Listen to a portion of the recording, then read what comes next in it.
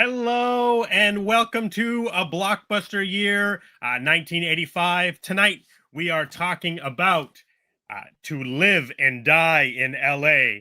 Put on your tightest jeans and check your cash. Let's pop in the tape.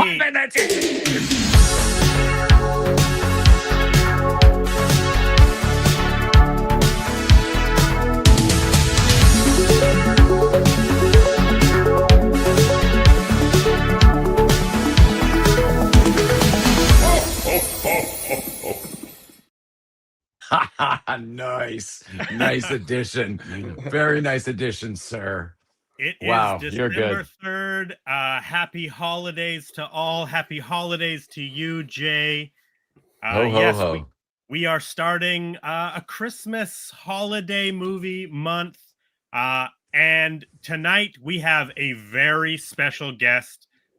This guy here in the top corner, he is a writer, he's a director, he's an actor, he's a comedian. He is honestly one of the funniest people I know. I have been a fan of his for a very long time. And honestly, within the past year, you and I have become friends. Ladies and gentlemen, Dangerbean, aka Ben Christensen, is here with us tonight. Thank you for that. Woo, Thanks that for being intro here, man. was incredible. Thanks, guys. Thanks for having me. I'm stoked to yap films with you. Brandon has just enchanted me with his film knowledge. And like you said, we had the pleasure to get to know each other. And I can't think of a better guy to talk about movies with. Oh, thank you. It's my life's work, and I'm happy to share it with all. It's a beautiful repertoire. if people don't know, Dangerbean _55 is, well, I guess it started as a TikTok account, and now you're on Instagram and stuff too. But primarily, you were making comedic TikTok videos. You've blown up. You're a local guy. You're from Vancouver. Vancouver, British Columbia. Nice. And honestly, like, your videos are some of the funniest stuff. Canucks. Oh yeah, Canucks. I don't even watch hockey. I just like the old merch. Exactly. But yeah, I've been watching you for a couple of years, and I've just been such a fan. Seriously, people, check out Dangerbean's videos. There is some I still think about. There is a series of like sleepover videos that you made where they were like noir videos. It was like you and your friend doing like a little sleepover. You guys were like 8 years old doing a sleepover, but it's all shot in noir style. It's amazing stuff. Thanks, man. I'm very glad you discovered me, because it's been very cool to connect. And also have you work. I should say Brandon worked on the last short film that I made, because as an adjacent to all this, yes, I actually do love making TikToks and reels, but cinema is definitely where my heart lives, and that's kind of what got me into it in the first place. So that is exactly what I was going to talk about next, because through being a fan, I found out that you were making a short film, and I had originally reached out, but you were making your film in Toronto on the other side of the country. Then after that film, you were making an additional film in Vancouver, which was based off of or inspired by one of your big TikToks. And I got involved in helping you with that short film. It's actually already linked down in the description below. It's the what is the full title? The funny thing about losing socks. Don't blame you. It's kind of like an everything everywhere all at once situation. Exactly. People just say the socks movie, and I'm like, yes, that's the one. The funny thing about losing socks. It's an incredible short film, very funny, also very touching. I got the pleasure of helping you out with some special effects on it was that very film. It was very 1985 practical effects what you did for that movie. We purchased an old defunct industrial laundry machine, because the film features people entering a laundry machine to go through a magical portal. So amazing. Very like Zemeckis kind of vibes. Like we saw it. Well, we had this like 2-ton laundry machine. Yeah, it was so heavy. And we had no idea what to do with it. We bought it for like $2,000. We were like, how do we get the back off this thing? We thought it would just be a few screws, but it's all soldered together. Yeah, huge motors on it to turn the drums and all the belts and all the actual steel structure to hold all of those heavy electric motors on the back. Yeah. Wow. So yeah, no, it was wild. So we called. This is where Brandon actually saved the movies. We had this thing in the back of a U-Haul. We're like, should we just throw it off a cliff or something? What do we do with it? And we just dropped it off. Brandon was like, took a look at it. I could do this. Took the whole back off of it. Fixed it with like a purple LED glowing lights, a fogger, so that it had like fog coming out. It looked. Yeah, we had my favorite part of the film. Yeah, it's really cool. Because people crawl into this portal. The big thing was like, we want people to be able to continuously travel through it, because you can only crawl so far into a washing machine, then you have to stop naturally because your body squinches up. So it was like, okay, well, we got to get a hole in the back of this thing, but we also have to be able to see in it. And then you guys ended up using it to shoot through at the same time, because you realize now that we have a hole in it and you can see the front of the washing machine, the problem is it was on the bottom, was the portal we had determined was the bottom for people to climb through. So here we are in this laundromat trying to, luckily it was a much lighter now, but we had to flip this whole washing machine over just to be able to shoot through, and then mock up the door so that it didn't open up on the wrong side. Like all of the fun on a film set. So yeah, that was a fun discovery. That was a great point about films. It's like we never had a shot planned to be through the wash basin of the machine, but when Brandon took the back off, we were like, oh, perfect. What a cool shot. Absolutely. Yeah, we were like, what a sweet shot. Yeah. So yeah, and cheers to you, sir. Thank you for your I had the time of my life. And then I just got to hang out on set. I was joking that I was just like vibes commissioner on set. You were. You truly. It should be a new role. Most films need a vibe commissioner. Vibe commissioner. Totally, yeah. So the link is down in the description. Check it out below. Shibuya Films. The funny thing about losing socks, it's incredible. Thank you, man. Thanks for being here. Yeah, it's my pleasure. I'm stoked. Tonight we are talking about. And hi, Brandon. Oh, hi, Brandon. Jay. Nice Sorry. to see you. Yes. Hi, Jay. How are you? You're in New York, right? Or yeah, just outside. I'm actually back in Danbury, Connecticut again. This is sort of a do-over, but because now I'm pinwheeling into some different spots that I wasn't able to get to last time. I guess I could just say some of them because they're movie related. One, I want to get to Martha's Vineyard. But we've had some we're trying to find a weather window to take the ferry over for the day and get a couple Jaws locations with the car. Although if it was a little snowy, I'm sure that would look amazing. I just, Yellow Car's not really equipped for such travels too. But Martha's Vineyard might even be warmer out there. So anyway, we're trying to figure it out. But thanks. Happy Thanksgiving to you. Well, you don't do that probably up there. Yeah, we had our Thanksgiving. We'll take it. Yeah. Happy Thanksgiving to you, man. That's all. Yeah.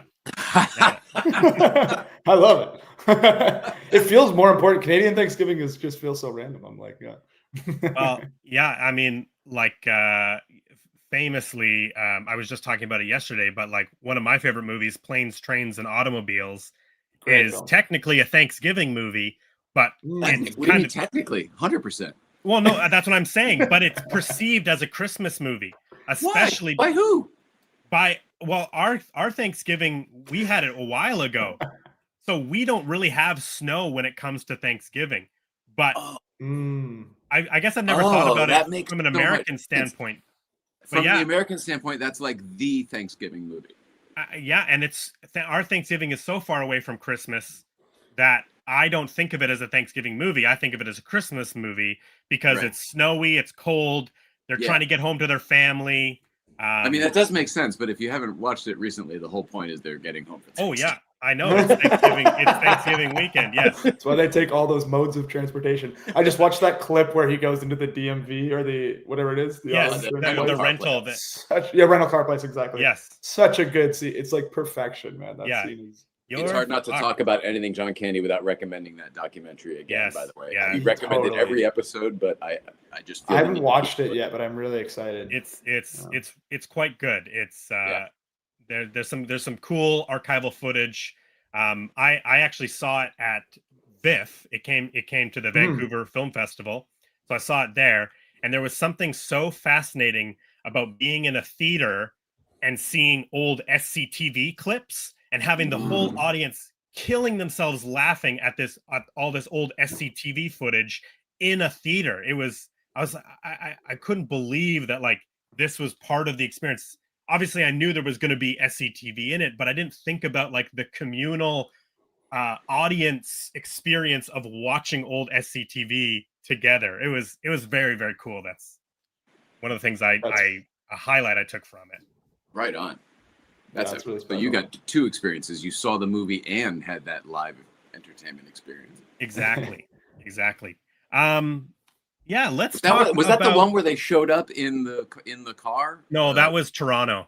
Toronto, okay. Yeah, that was the Toronto. That was pretty cool because that's the car from Planes, Trains. Yeah, they hired the Hacksmith, which is a very popular YouTube channel. They're Canadian, over in Ontario, and they built a replica of the rental car, which I am also in the middle of building a replica of that rental car. Oh, the same rental car. Yes, yeah.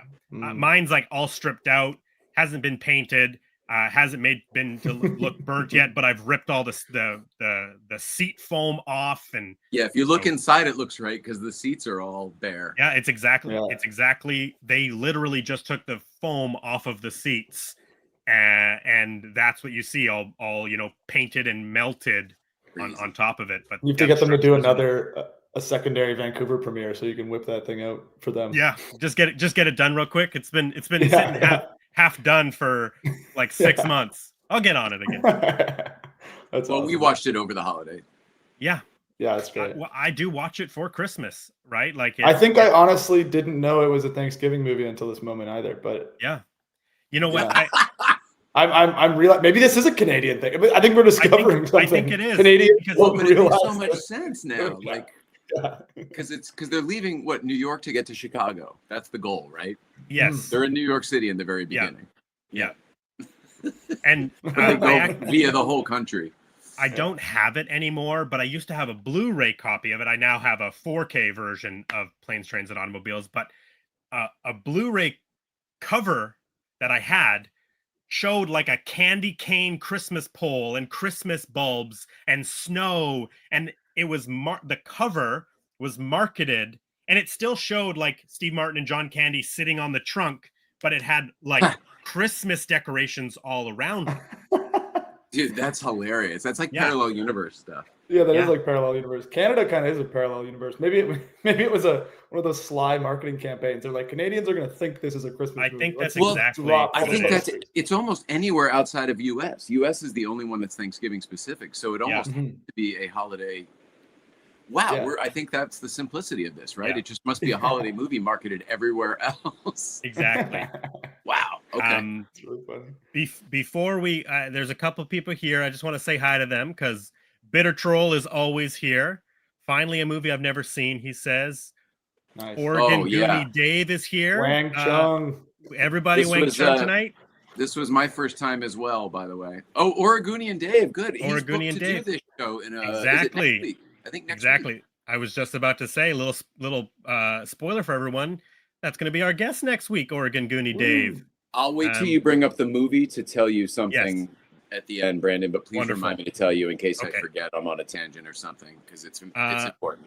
Honey Wizard is here. That is my lovely wife, Renee. Hi, Renee. Hi, Renee. Hi, Renee. And the kitty cat. Cute. Yeah, that's my cat, Max.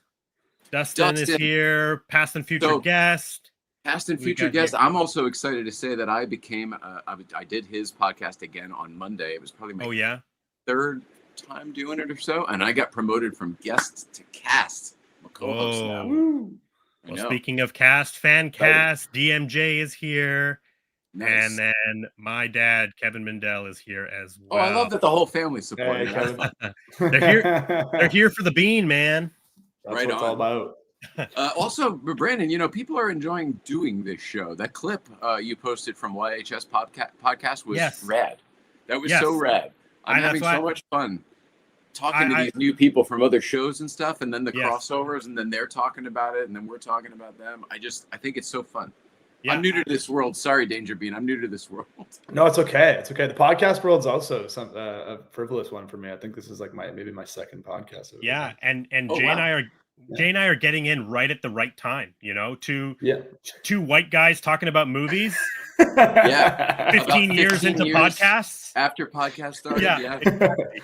Perfect. Everybody's got to have a pod, man. Everyone's got a pod. My agents always tell me, you got to start a pod. I'm like, okay. What am I going to say? Well, at least you guys have stuff to say. Yeah, exactly. Well, you're welcome here anytime, Ben. Sweet. Do you ever get to LA, Dangerbean, Ben? Do I call you come Ben? down. Danger? Yeah. You call me Ben. Dangerbean, just in case. Yeah. It's Dangerbean. Dangerbean. When I send emails for work about doing like sponsorship negotiations or something, people will almost always, without fail, refer to me as Dan Gerbean in emails, which is honestly like not completely illogical. Yeah. No, it's fully logical. It's just hilarious because I'm dealing with the same sort of thing right now, and I've been really, really lucky because most of them have already known who I was, but the ones who don't, it's that confusing. Yeah. My name is really just the letter J, so like most people who know me know that because they know I'm sick of talking about it. But then somebody in accounting or some other department that is not watching our videos, right? Like they're like, "What's your first name?" Exactly. Can you send us your ID? It's a cool initial. Yeah. Or what's so your first name is just Jay Ryan? What's your last name? Right. Exactly. I get tons of that. So tonight we are talking about William Friedkin's To Live and Die in L.A.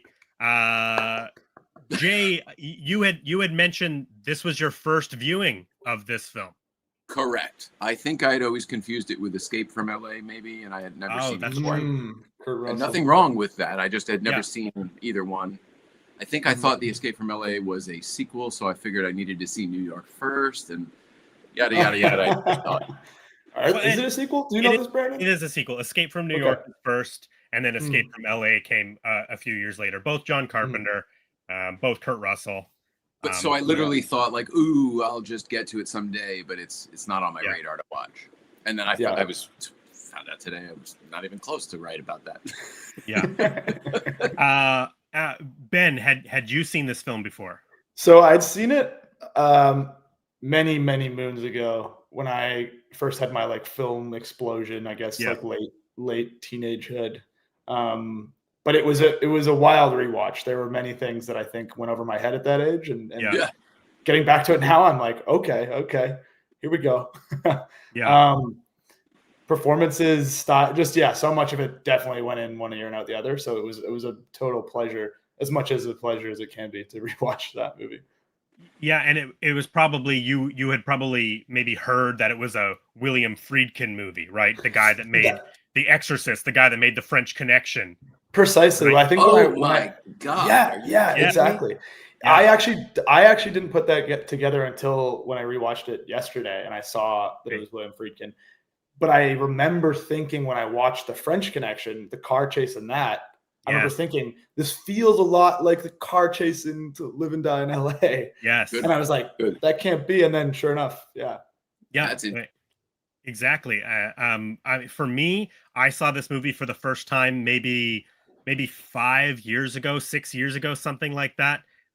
Just on I picked it up. I picked up the DVD probably from the thrift store or something and went, oh yeah, William Friedkin. I've never seen this. Oh, William Peterson. We'll talk about this, Jay, but I'm a massive CSI fan. So I was like, oh, this is cool. I'll watch this early William Peterson movie. Then How have we never talked about this, by the way? I know. I can't wait to hear what you have to say about it, Jay. When I watched the movie for the first time, I was like, oh, there is a shot in the movie that shows a date of December 24th. And one of the things that I like to do don't give a year, holiday season. You're right. It doesn't specifically say 1985, but I guess we can guess that it's 1985. Fair enough. But one of the things that I love to do come holiday time is obviously I love to watch the classics, your Christmas Vacations, your Elves, your Christmas Stories. But I also really like to watch movies that are non-Christmas movies, non-traditional holiday movies. Oh, man. And I watch this movie every single year since for Christmas time at some point because of that one title card that says December 24th. In fact, I actually have it. I brought it here for people who haven't seen. So there it is. So that is when Chance, played by William Peterson, is coming to check out the warehouse that his partner was checking out 2 days prior, and at this point in the movie, obviously hasn't heard anything from his partner 2 days ago. In fact, I'm actually just realizing now, it probably is sparked from the fact that his partner never showed up to the retirement party, because his partner was two days from retirement, and he checks it out on December 22nd. That was a thought that I had when on my rewatch. I was like, how did all these guys know? For me, it was he just never showed up for work, right? Because it was exactly he was gonna check it out. He was going to check it out that night, and then there was 2 more nights until the retirement. Exactly. So he just didn't show up for work. So and he told the guy he was going to go look at it. He told this is the reason why I consider this a holiday movie.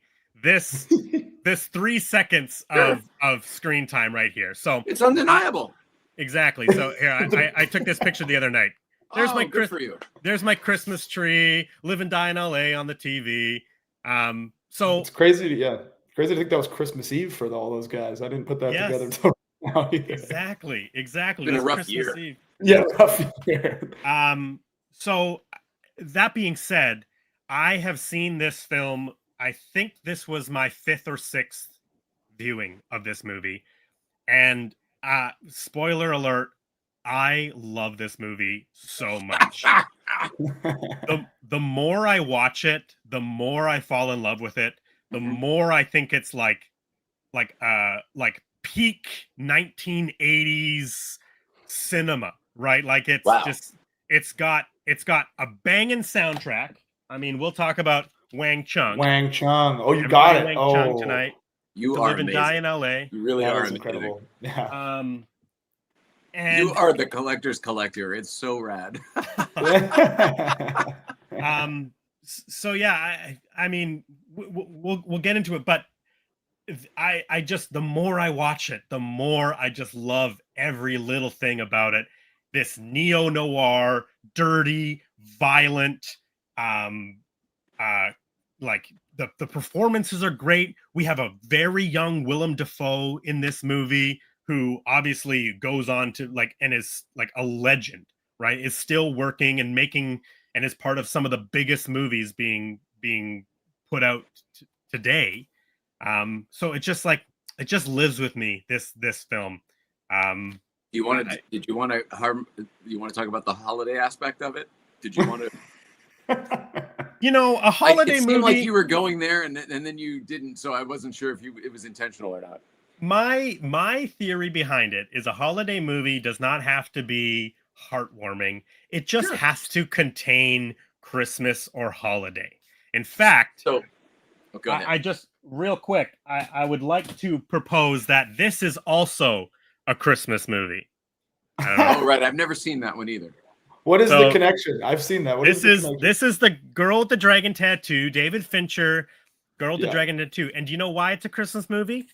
Because Lisbeth, Rooney Mara's character, buys Daniel Craig a Christmas present at the end of the film and goes to give it to him.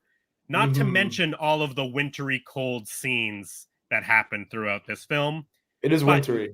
Much like To Live and Die in LA, there is a small aspect of it that takes place during Christmas. Lo and behold, Christmas movie in my mind. So I like this. You have like the Grinch's Christmas movie collection. Yeah, exactly. Dark Christmas. Krampus even. Brandon, you've given me an opportunity to bring up the fact that every episode somehow my dead wife comes up. Yes. Today happens to be her birthday. She would have been her birthday. Yes. But she had a movie that we would watch every single freaking Christmas, and I mean every single freaking Christmas. I guarantee that most people do not think of this as a Christmas movie. However, if you do think about it, it's sort of undeniable that it is. Any idea what I could be talking about? And it's not Die Hard. I know what it is, so I won't guess. Oh, okay. All right. I'm gonna leave it open to maybe give Ben a clue. It's a sequel, and it's the 3rd sequel, meaning it's the 4th in the series. I'll just give it to you. It's gonna be tough. Jaws 4. Jaws 4. Every I was thinking year we would talk about Jaws 4. The revenge. We would watch Jaws 4. And she would get so excited every single time because I wouldn't tell her I was putting it on. I would fold it in with the other Christmas movies that were obvious. And the moment the credits would start, she would get so excited and laugh so hard. I was thinking we would laugh. It was a comedy to us, right? Because she'd laugh. Yeah, of course. I was thinking like fish down here, man. Michael. I've actually never seen Jaws 4. Actually, I've only seen the first Jaws. Oh, well, that's definitely the good one. 2 is great. 2 is definitely worth your time. Brandon, don't make me talk about this. I was going to talk about it at the end of the show when we talk about the movie we're doing next. Do you want me to tell you now since you brought up Jaws 2? Yeah, we can talk about that. This is a free flowing show, baby. This is. We're going to pull the curtain back a little bit and show a little bit of the production. So I thought when you reached out to me the other day and said we need to book these 2 dates and these are the 2 movies, and we talked about Oregonian Dave and setting him up and letting him pick. I thought to myself, it would be really cool if I called my old friend who happened to direct the movie we're doing next week. He also happened to direct Jaws 2. Yes. And to my dismay, the number came up returned, and I did some research, and he passed away earlier this year. Janois Bark is no longer with us. No, I didn't know it either. It was a real bummer, but I was going to ask him to be our guest next week to do the movie that we're doing because he directed that as well. But instead, I have to say sorry that Janois Bark is no longer with us. Well, we'll be celebrating him next week for sure, and I'm sure we'll talk some Jaws 2 next week as well. So Jaws 2 is solid. It's worth seeing. It's proper sequel. Totally worth your time. Jaws 3 is awful.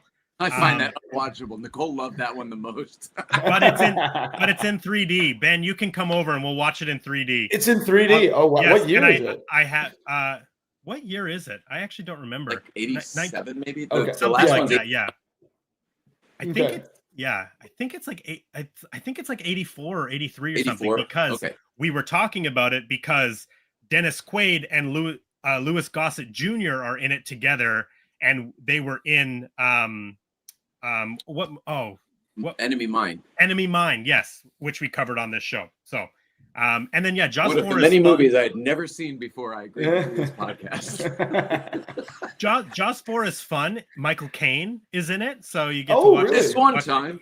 Yes. And it's that one has like the wildest premise, I would say. It's like the shark is literally stalking the Brody family at this point. Like it's chased. It's a different shark, obviously, but this. I would argue that a shark getting somehow to SeaWorld Orlando would be a little harder a premise than the sharks swimming to the Bahamas. But sure. Yeah, but the Brody boys, or at least one of them, is in Jaws 3 too. He works at SeaWorld. Like there's always a Brody connection. The family is always connected, correct? And it's ironically it's Dennis Quaid in the third one, right? Like you said with Louis Gossett, I forgot. So does he play the young? Which brother does he play? I can't remember. I don't watch them very often. I'm gonna need to go through again. Maybe they're all the same. Yeah. In Jaws 3, the shark ends up in SeaWorld. Is that the premise? Correct. Yes. That is incredible. That is incredible. Yes, and there's a little shark too. So the mama sharks. I was gonna say like it's a 2 shark movie, but not to spoil anything for you. Anyway, William Friedkin, To Live and Die in L.A. Actually, I should say, Ben, do you have any non-traditional holiday movies that you gravitate towards? You posed that question to me. I'm not particularly, but one that as a child I was always certain was a Christmas movie that I also always loved was The Iron Giant. I always thought that was a beautiful movie. I love that film, so it's one of my favorites. But I always thought it was a Christmas film. It was one of those like Mandela effects where I would envision scenes like some of the snowier scenes in the end with like Christmas lights on the building. The animation seemed like it would be. Yeah, right. Exactly. It has like a holiday. It's just got these like heartwarming familial kind of, the tones, the lessons are for sure. Yeah. Right. Maybe, yeah. Maybe you're in your brain. Maybe you're mixing The Iron Giant and Adam Sandler's 8 Crazy Nights. You're overlapping similar them. vintage. Yes, Yeah. exactly. Yeah. Exactly. While we're talking about it real quick before we get back into Live and Die in LA, obviously Die Hard, classic. Undeniably non-traditional Christmas movie. Takes place during Christmas. It's literally a Christmas party. You can't. It opens and closes with 2 different Christmas carols. Exactly. Christmas in Hollis opens. I don't remember what it closes with. If you give me a second, I'll think of it. But it literally starts with like "Let It Snow" or something like that. Okay. Yeah. It might be "Let It Snow." And the weather outside is frightful. Yeah, I think it might be "Let It Snow." You cannot talk about Christmas, non-traditional holiday Christmas movies without bringing up Shane Black. Shane Black, the writer and filmmaker. All of his movies take place during Christmas. We watched Kiss Kiss Bang Bang the other day. So Kiss Kiss Bang Bang. Even Iron Man 3, a movie he wrote and directed, takes place during Christmas. Really? The Nice Guys takes place during Christmas. Technically, Lethal Weapon movies take place during Christmas. The guy loves to put Christmas in his movies. So these are 2 Shane Black films that are non-traditional holiday movies. And just since we're on there, throw The Nice Guys in because we watched it right after Kiss Kiss Bang Bang, and I like it just as much. Those are 2 of my favorite freaking buddy movies. Oh yeah. I just picked up Long Kiss Goodnight on Blu-ray. I've had the DVD forever. It was a really shitty 90s DVD. I haven't seen that in a long time. How is that? Blu-ray. It rules. Yeah, I don't think I've actually seen that. It's still good? Yeah. Sam Jackson gives such a great performance, and Gina Davis absolutely slays in this film. She should have done more action movies. She is incredible in this movie. So if you're looking for a non-traditional Christmas movie, Long Kiss Goodnight, Kiss Kiss Bang Bang. And then people don't give Gina Davis enough credit, I find. I think she is so talented in many ways. Like that baseball movie to Beetlejuice to Earth Girls Are Easy. Thelma and Louise. Oh my God. That is not a good movie, I maintain, but she is very good in it. I love that movie so much. I would love to have a debate on this one day. Okay, I would love to like that movie, but it's just awful, and it is the worst thing for feminism I've ever seen in my life. It just depicts women making terrible decisions from the beginning to the end. Driving a car off a cliff. They could have gotten out of that situation at any time, but they made the wrong choice at every intersection. That is a fair point. Except for killing the rapist. I understand why that happened. Mm-hmm. I got the Criterion 4K version of it, and I was so blown away with the landscapes that it made me I was like, oh yeah, Ridley Scott is really a wonderful filmmaker. Maybe not so much a person, but as a filmmaker, he's incredible. If you're going to put it on in the background, it's a great looking movie. Sure. Wait, is Thelma and Louise Ridley Scott? It is a Ridley Scott film, yeah. I did not know that. I've seen it. I didn't know that. That is very different than a lot of the other films that he was making around that time, for sure. It is insane to think that the guy that made Alien and Blade Runner also made Thelma and Louise. Yeah, does seem like a departure. My last holiday movie shout out is Greta Gerwig's Little Women. Honestly, either version of Little Women, but I love this Greta Gerwig film. This is very cozy holiday movie. Time. Just since we're throwing in, can I throw in an honorable mention? Of course. There's a movie that I find hard to find. In fact, I only have it because of an illegal download. Yeah. But it's a John Hughes movie, and it's probably maybe even my favorite John Hughes movie, especially because I have not seen it as many times as all of the other ones. Okay. Do you guys know Dutch? The movie called Dutch? No. Holy cow, Brandon, you would love this movie so much, especially with your love for the genre and John Hughes. But it's Ed O'Neill and it's Ethan Embry as a kid. Before he changed his name, I think he's Ethan something else, Randall or something. I do know about this movie, yes. This is also a Thanksgiving movie, but it could be similarly painted as a holiday movie for all the same reasons.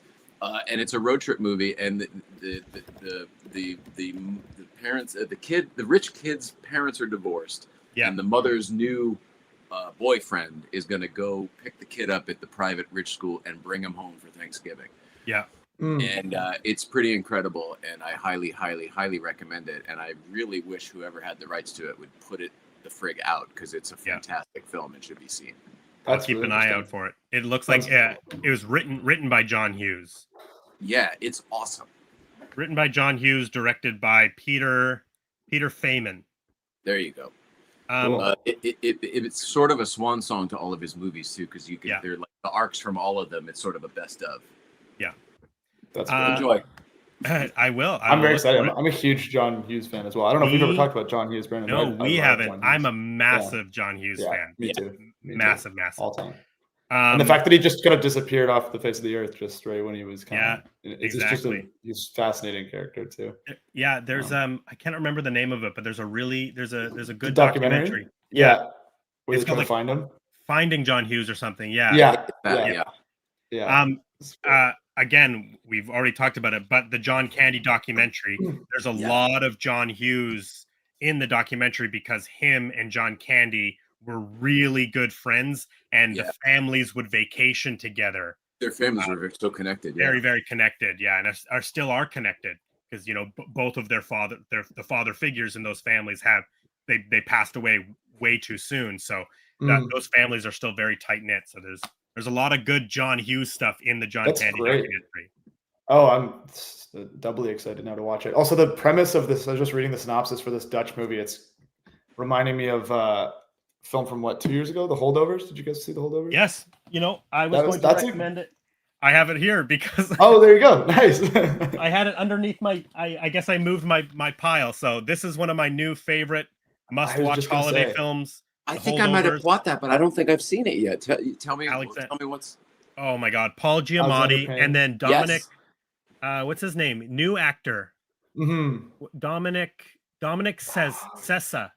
Yeah, Dominic Sessa. This kid is incredible in this movie, and they found him at the school that they were shooting the movie at. He's just a young actor. He got the part and absolutely kills it, and he's actually going to be playing Anthony Bourdain in Matt Johnson's thing. Yes, from Nirvana the band, the show. Matt Johnson is playing using Bourdain. him. Yes, he's playing Bourdain. Incredible. Oh, I'm glad he's getting his flowers. That actor is incredible. I heard someone say that he was either this kid's great. Yeah. Great. There was talks of him doing the Bob Dylan thing too. Apparently, it's okay. Just a hearsay, but he's currently in cinemas for Now You See Me, Now You Don't. He's part of that franchise, but I cannot recommend The Holdovers enough to anybody. This is one of my new absolute favorite Christmas classics, and this is a real Christmas movie. This takes place during Christmas. It's the holdover break. It's the break and all the kids that hold over at private. They don't go home during the break. Exactly. And Paul Giamatti is in charge of them, and it's amazing, this movie. Yeah, I was just gonna say it's totally on my new pantheon of holiday movies. It's right up there. It's awesome. They really. And then I moved these to the side, but I totally forgot to name drop these two as Christmas. Gremlins, of course. Gremlins Christmas movie. Batman Returns. Good. Batman Returns is a Christmas movie. Takes place during Gotham Christmas. is covered in snow. You're right. Exactly. Yeah. Max Schreck, Christopher Walken. He runs a department store. And it's all Christmas. There's Christmas gifts, and so. Mm-hmm. I'll point out, if anybody would like to buy the Hero Batmobile from that movie, I am actually the guy you need to talk to buy it. So Warner Brothers. It is currently for sale. And then and the tumblers, and the tumblers for Warner Brothers. If I did not bring this one up, so So that's what I was going to say, but I didn't want to confess it. I love that movie. Me too. Not because of all the stuff. I do. I love it. I love it. But for probably all the reasons you like some of the movies you like. I don't know that it's that great, but I love all the vignettes so much. Yeah. And I love the filmmaking of it so totally. much. I mean, this is and a the soundtrack. This is a New York movie shot in London. The whole thing, yeah. Full built sets. Oh, really? It's amazing. Yep. The funny thing is, what feels the most like New York, the downtown village areas when we get to the Blues Club and everything else. That like couldn't be more London.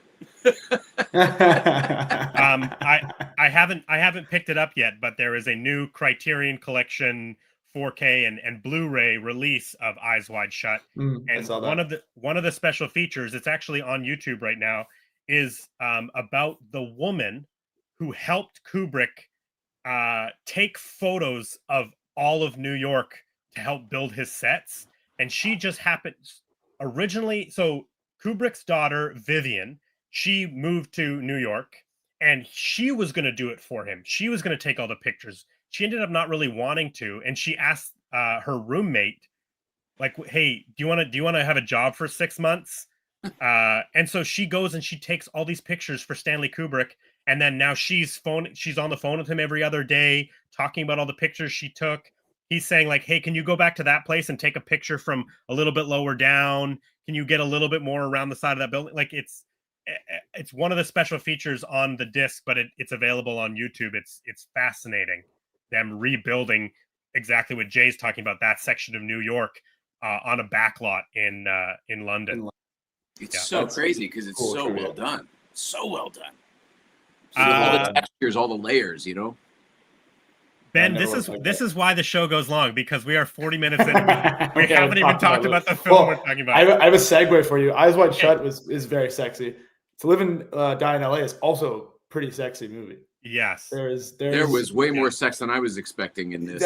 Yes. And a lot more of my old boss than I was expecting. Well, okay. Any other thoughts on William Friedkin? Does anybody would like? I didn't put it together that this is the same as The Godfather and whatever you just said a minute ago. Another one. Not The Godfather. I mean, I'm sorry. Exorcist. The Exorcist.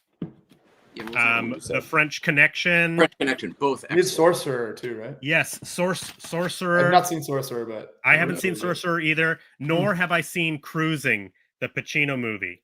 Oh, I haven't seen those, but I got them. I'll watch them one day. I've always kind of been a fan of William Friedkin. I like the way he talks about making movies. I like the way he talks about his run and gun style. His movies are made very cheaply.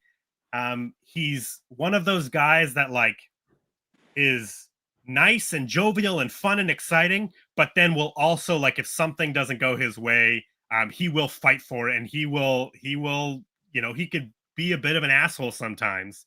You can feel that watching the movie. You can feel that level of intensity that there's got to be behind the camera. Yeah, for sure. He is no longer with us. I believe we lost him last year. But he's a very famous director, wonderful director. Interesting, repertoire. Go at like The Exorcist to the French Connection and To Live and Die in LA make a lot of sense to me. And Sorcerer seems like it's also kind of an action adventure. But The Exorcist, was that like his debut film, or I'm sure he maybe had some more before? But it's actually not. French Connection is one of his early films, 1971. Oh, is it? Okay. The Exorcist is 1973. Okay. Right? Yeah. But his movies are based off of books. Right? To Live and Die in LA, if you guys didn't know, is actually is a book. Yeah, I saw that. Yeah, written by Gerald Petovich, who was a real Secret Service agent for 15 years. Oh, I did know this, yeah. And the interesting thing about the time period of 1985 and prior that I didn't know is that at that time, the Secret Service, the group of people that legitimately protect the president, they were run by the Treasury. Now they're run by Homeland Security. The other way around, right? What? I always thought the Secret Service ran the Treasury, or no? From what I gathered, it was the Treasury and the Secret Service. Okay. We can say that they're intertwined. But essentially, the idea is William Peterson, Chance in this film, he's a Secret Service agent. The film opens up, he's protecting Ronald Reagan, doing a speech at a hotel. But the other job, yeah, and the other aspect of his job is to deal with counterfeit money. So at a time, from what the book was written, Secret Service agents' jobs were one day be protecting the president, and then the next day be chasing after counterfeiters and credit card theft and all these other things that you don't actually even correlate. It's not the same anymore. Secret Service agents, their job is just to protect the president. That's what they do. That was something that stood out to me, that when he would, like, in the airport scene, it's a Secret Service, he's flashing his badge. I'd assumed he'd moved departments, but I was like, oh, he's still Secret Service. And he's off on this merry chase. And it's really interesting. No, and it's because at that time that was connected. That was a job of the Secret Service. And that's what William Friedkin actually sort of gravitated to in the book, is he liked sort of the absurdity of the idea of protecting the president on one day and then chasing after counterfeiters the next day. Yeah, it is. It's a crazy tangent. But it makes sense that it's based on a book. You said based on the person who wrote it. I feel like I read this trivia as well. They were actually a Secret Service agent. Yes, for 15 years they were a Secret Service agent. One of the things that's totally stuck out to me about this film, especially in the beginning sequence with Willem Dafoe, after he does some painting and starts creating. I love that, by the way. I love that. There are some montages in this, aren't there? Yeah, exactly. Him and then he starts getting counterfeit money. I don't like that. Yeah, exactly. Which came back around. I love that. Yeah. The Willem Dafoe counterfeiting montage is one of the greatest sequences in this film. It's so detail oriented. It's so. One of my notes here is I said, "Are they teaching us how to counterfeit?" I thought every step of how to do it. Okay, here's the thing. So they hired consultants. They were consultants on the film, but what they were real counterfeiters who had maybe done time for counterfeiting. So they're like, "Here, boys, you know how to operate all these machines. Get them running again." That's exactly what they did. They used these consultants to actually make counterfeit money.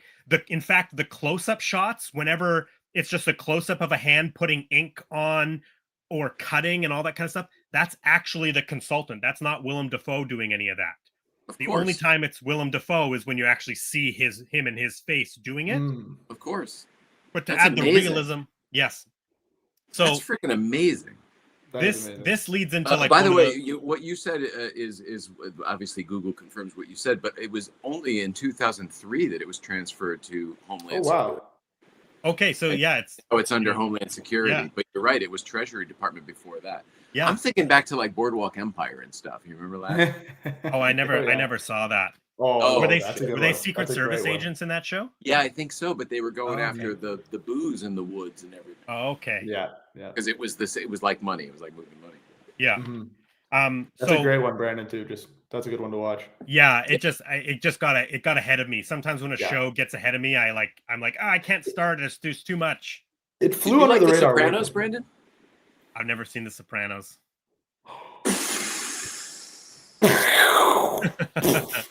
I feel like Richard Chance at the end of Live and Die in LA hearing that. Yeah, exactly. Yeah, big hole in your forehead. Yeah. Wow.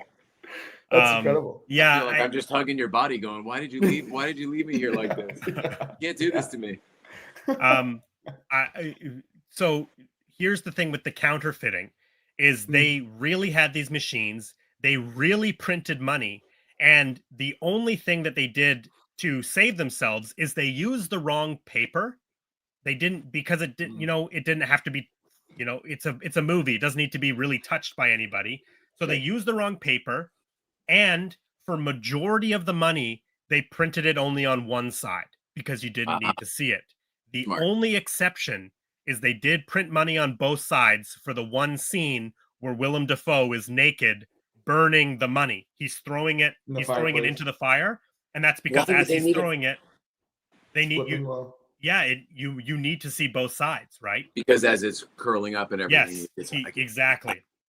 So they had about $1 million in counterfeit money that they had printed to such a realistic degree, and their intention was to destroy all of it, burn all of it, except some of it went home with a crew member. Somebody took some money home, but it was the one-sided money. And apparently this crew member's son was a very young boy, took some of it and tried to buy candy with it. And because it was one-sided and on the wrong paper, it immediately got flagged as, where did you get this money? The FBI gets involved. Now the kid and his father are being questioned, and the father's like, I'm working on a William Friedkin movie, and they don't believe him. So then now the FBI and the Secret Service, well, they probably don't believe him because of the quality of the print, right? Yeah. Like, this is not movie money. This is real counterfeit. Yeah. They're questioning everybody. So William Friedkin has to show them a work print of the movie to like prove that like we're making this movie for MGM. And then on top of it, he did tell them like, hey, if there's anything in this movie that's too gives away too much of the process, let us know. We will take it out of the movie. Yeah. But we're looking to be in compliance here. Exactly.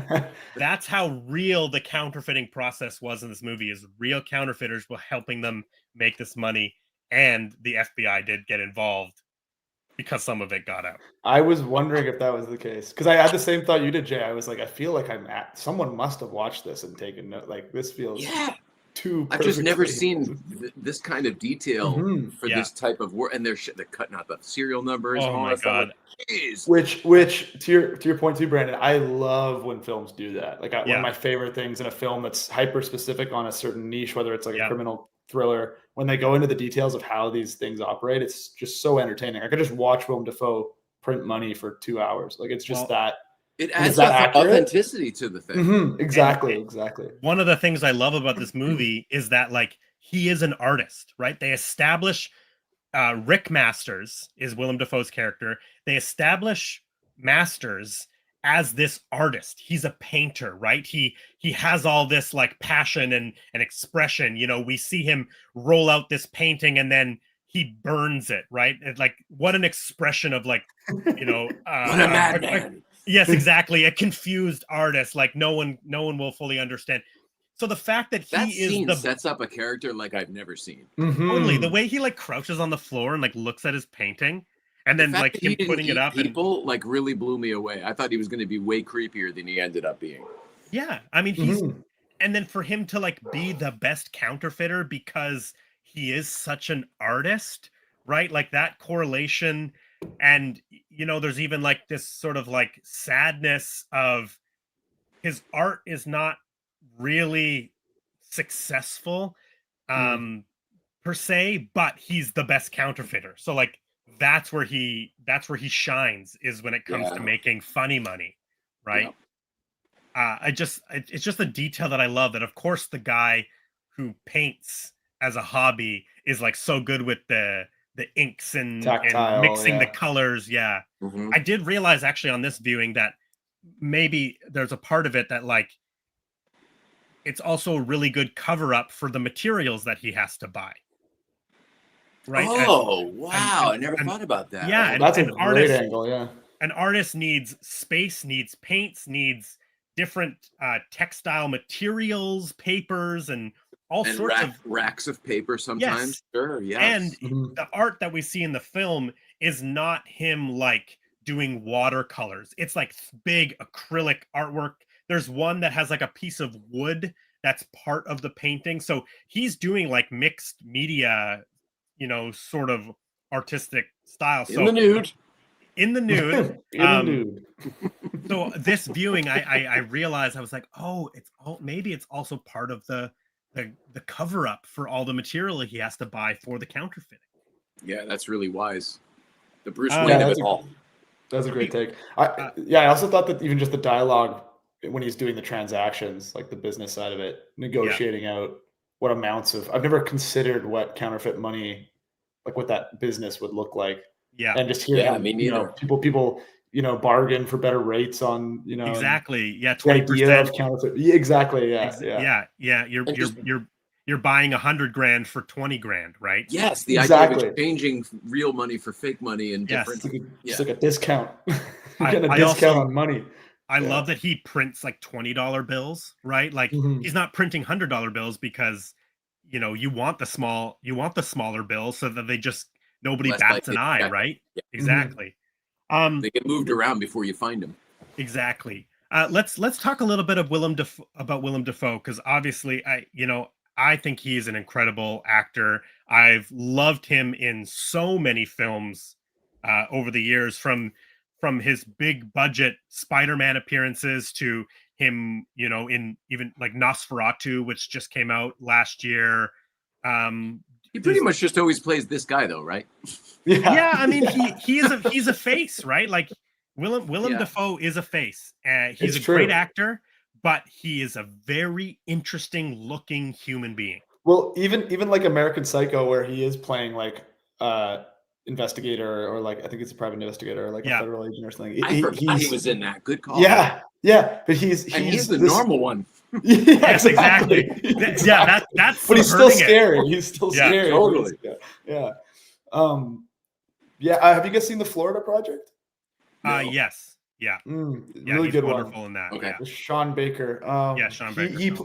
That is one of the few turns where he plays like just a really nice, empathetic kind of solo motel manager, basically. And it is a bit of a different turn from him. I was really stoked on that one. He just, he was wholesome. He was wholesome in that.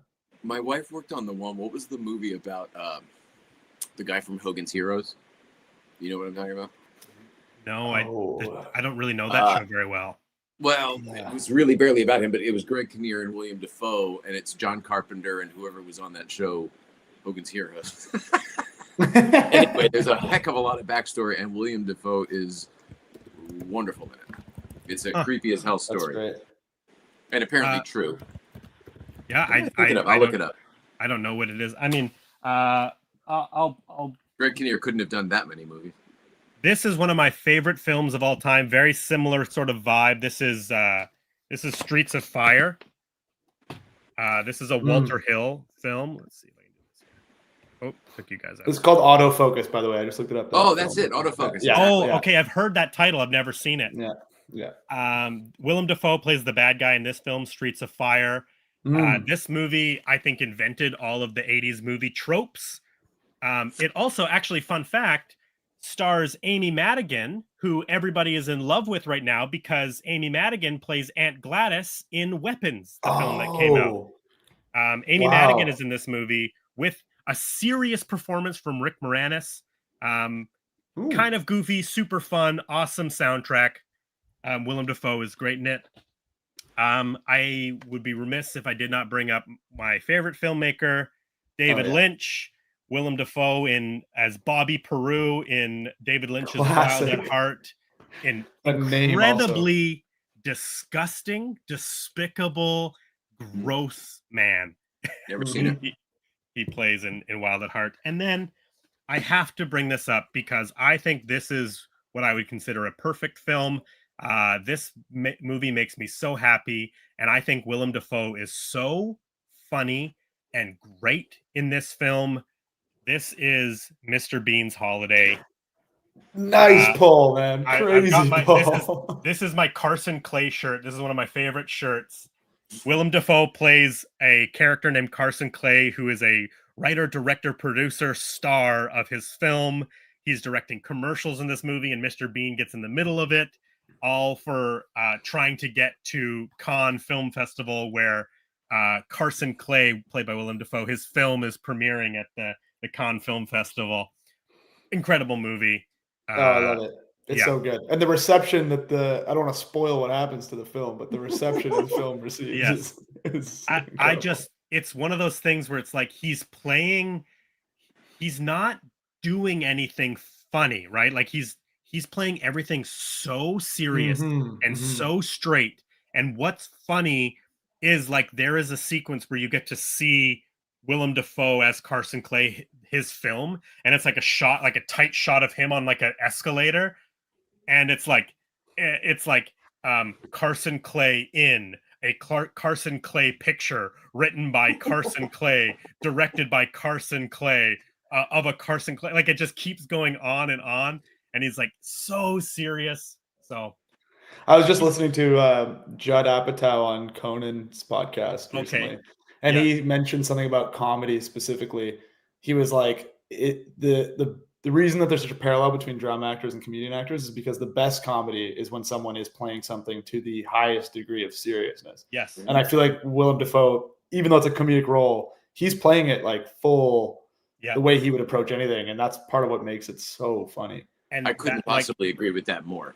Yeah, right. It's like, think of our Ghostbusters, Back to the Future. They're both played like those premises are 100% plausible, real. Yes, totally. And very that's true. why I think like I always say that like John C. Reilly and Steve Carell, they are incredible dramatic actors because commitment to the bit.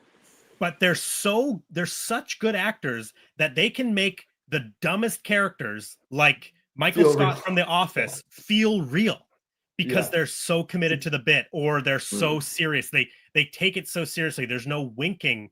Like when you see Steve Carell as Michael Scott, you believe that guy is as dumb as he is, right? The things that he's saying. Don't wink, don't break, and they will believe. Exactly. John C. Reilly, gives incredible dramatic performances, but then he also, from obviously I don't know him personally, but from what I gather, oh really? I didn't know that. That's cool. He's wonderful. I would imagine he puts the same sort of drive and passion into the comedic performances, right? Like Ricky Bobby is my best friend. Yeah, I mean, but part of the reason why we believe all of that, what's his name? Cal Naughton Jr. Part of the reason we believe Cal Naughton Jr. is a real person is because John C. Reilly brings so much to it. So a guilty. I think the first thing I ever saw him in was Boogie Nights, and he was one of my favorite things about the whole movie. God, incredible! He is still so is one of funny. my favorite things about the whole movie. Yeah. Oh my God. When that montage, when they like start making money and they're like making all their like actiony porn movies and then all their purchases. Yes, and then they go to like the recording studio and they you got the touch, you got the power. God, I love it. I think that's in the second half on the way down the slide. Yeah, I guess. Yeah, that's true. That's true. But I always think of them in the recording studio when I think of John C. Reilly and Boogie Nights. Walk Hard is a guilty pleasure of mine. Oh my God, that's a great pull. That movie worked on that. Yes. Yeah, it was nice. That was what she worked on. Yeah. Oh God, that movie is so funny. Just ruined music biopics forever. Oh, 100%. I can't watch a single music biopic without thinking the wrong kid died. It's like exactly. It's just like they're so funny. Anyway, it's a great one. Any other thoughts on Willem Dafoe? I think we talked about him. He's pretty excellent. Yeah, he's creepy as hell, but he's pretty excellent. I think that's probably describes him as a man. I think that's great. I think it's great, and I love Brandon that you mentioned. Like he's so great that he also doesn't shy away from like the big budget blockbusters. Yeah, like you might pin him to be the type of actor to just stick with kind of more art house stuff and things where he can really get like grit his teeth, but when he's the Green Goblin in a Marvel movie, you're like, well, this is just fantastic too, Well, and that's the thing is that like he is the kind of actor who is at the point where he's a household name. People know him, people love him. They know that anything that he is going to be involved with is going to have some quality to it. So he's doing the big budget things, but then he's also doing things like the Florida Project, right? Because at that time, like Sean Baker was not an Academy Award winner. No. He wasn't like the indie, the indie guy. Let's say now he's kind of like the indie guy, right? He's making these films that people love. He's 6 won an Oscars in his belt now or something. Exactly, right. Yeah. So someone like Willem Dafoe, leading their name to a project on a more independent scale, like he knows what he brings to it, and it's a benefit. It's huge. Well, Jay, let's talk about your old boss. What is this old boss connection? I'm curious here. Let's talk about an actor by the name of William Peterson, aka Grissom. Gil Grissom from CSI. Yep. So I had no idea that you were a fan of CSI. I had no idea. Am a diehard CSI fan. Okay. I was obsessed with it when I was younger. In fact, my grandma and I, shout out to my grandma, Jane, lovely woman. We would watch it every, I think it came out on Thursday nights or something. We would get together and we would watch CSI. Wow. You and the rest of the world, apparently. We used to have one of those like Pathfinders with the DVD player in it, the screen that came down. Yeah. And the only thing that my sister, who was elder than me, wanted to watch was CSI. So we had the disc set of like 2 or 3 seasons in the car, and it would just be CSI Las Vegas in the back of this car. Oh my God. Like 24/7. Probably, so in 2000, I was a PA on the first season of CSI. Wow. It was not successful. They were spending more money than they ever had on a television show. It had the record at the time for what they were spending. It was the first foray where Jerry Bruckheimer was getting into television. And everybody was wicked stressed out about it. It was the first show that had a deal where the 2 main cast members were also producers on the show, meaning Billy and Marg Helgenberger. And that's a thing that I've always seen his name in the credits, but it wasn't until I was kind of putting all the research together for the show that I was like, oh my God, I actually had no idea that William Peterson was the producer on CSI. Well, he was a producer on a producer, but for sure. And I'm sure he was involved in decisions, but I mean, there were a lot of other producers that got shit done. He was really an actor on the show. But I also think that maybe he was involved financially, because I know that they needed to pull money from everywhere, because Bruckheimer and CBS, while they were both all in on this idea, it had never been done before. And nobody thought that you could recoup this kind of money out of television. At the time. And if you remember, like, this is a time when the only time this technology had really been seen before was in that Desert Storm movie with Spike Jonze and Mark Wahlberg and Ice-T. Oh, and Three Kings? George Clooney. Yeah, Three Kings. Remember when the bullets would go into the body and stuff like that? Was the only time that kind of the forensic all that technology. And they were, and that was a big budget George Clooney freaking movie. This they were doing on television, and I mean, I could tell you anything you want to know about the first season of that show. It was rough. It was really stressful and rough. We were shooting out in the middle of nowhere, out in Santa Clarita. At what used to be either Lockheed or Northrop. It was one of those government contracted office parks that used to be in the middle of nowhere, surrounded by a canyon, like Airwolf country. But at this point, like they were moving out of the facility because like the city had gotten so close to the facility just from progress. That literally when we were moving in, they were still vacating, and like all of the trucks full of files and stuff. It was just like the movies. They said McDonald's and M&Ms and Coca-Cola and stuff like that. They didn't say top secret government documents and shit like that. The stage that we used wasn't a stage at all. It was a gigantic warehouse with those girders and cranes in the ceiling and everything that like move stuff around. Like that's where they built the set. Like for that's where the whole like office lab complex. Yeah. And any swing sets all happened on the same stage because we only had one giant stage at first. They eventually moved to Santa Clarita Studios so that they could break it up and shoot in different places, because otherwise it was a nightmare only being able to shoot one place. Whatever, it was a nightmare, and it was way too big and huge. But dude, it was a crazy time, and we shot a couple episodes, and they came through and cleaned house. They fucking fired everybody. No. They fired the executive producer. They fired the line producer. They fired like everybody and brought in another team. Really? Everybody, but the writers all stayed. But like a lot of the departments were just literally flushed out, and then they brought in other people to do the same exact jobs. Yeah. And it was really stressful because like the people that they fired, it made everybody else feel like, well, no one's safe. That's for sure. Yeah. And I was just a PA, so like it was a job. In fact, it was a job that we hated. Two other PAs came from Felicity. We worked on Felicity the year before. Okay. The Kerry Russell show. Yeah. We all went to CSI, and one of these guys, Greg Polini, and I were really good friends, and we would DVDs, Brandon Physical Media, every Tuesday when the DVDs would come out, we'd either get them or we'd get them on Saturday and whatever the fuck. We were always talking about DVDs, and the third PA, his name was Owen, getting to this.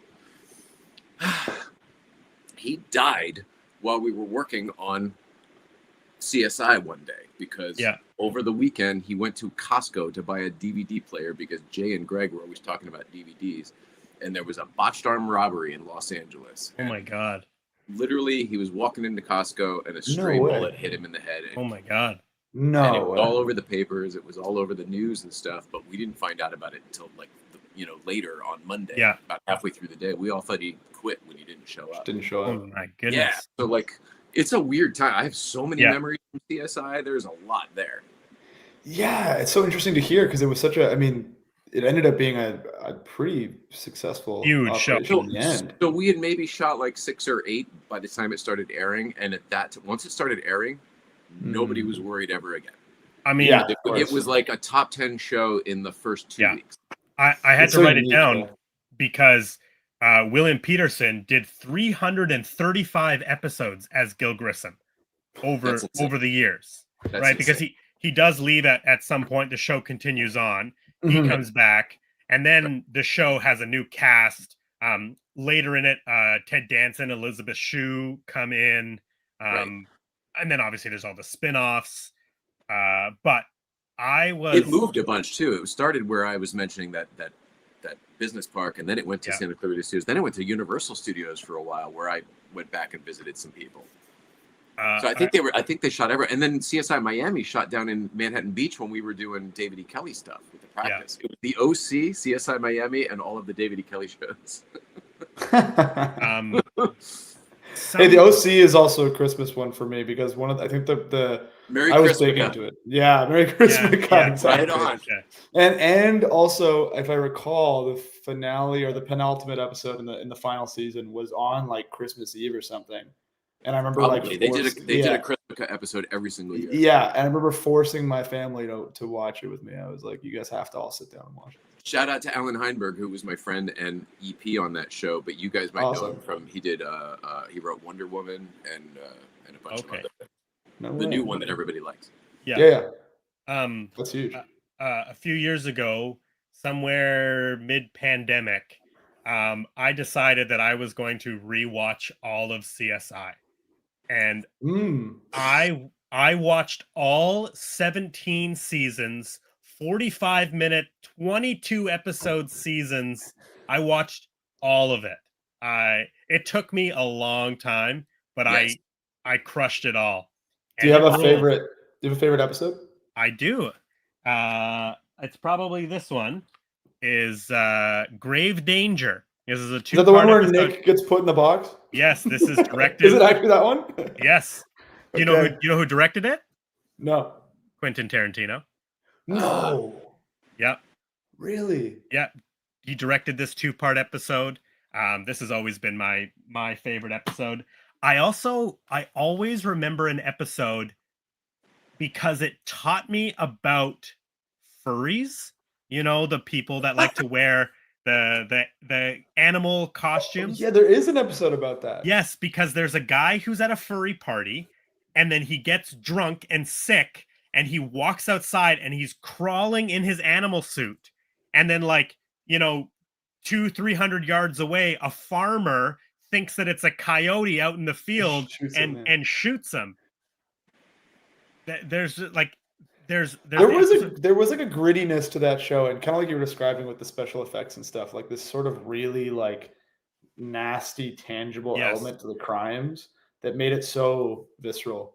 That was one of the first shows I'd seen that did everything authentically too. They didn't have movie lighting through the ceiling. They had all the set we built, that gigantic, that was all practical. It was in a warehouse, but they literally built an office where the water worked and everything was practical. All of the fluorescent lighting in the ceiling. It had a drop ceiling with ceiling tiles in it. There wasn't a place really to put lights. So it was really, really authentic. And the levels of which they put to the layers of, we were talking about Eyes Wide Shut before.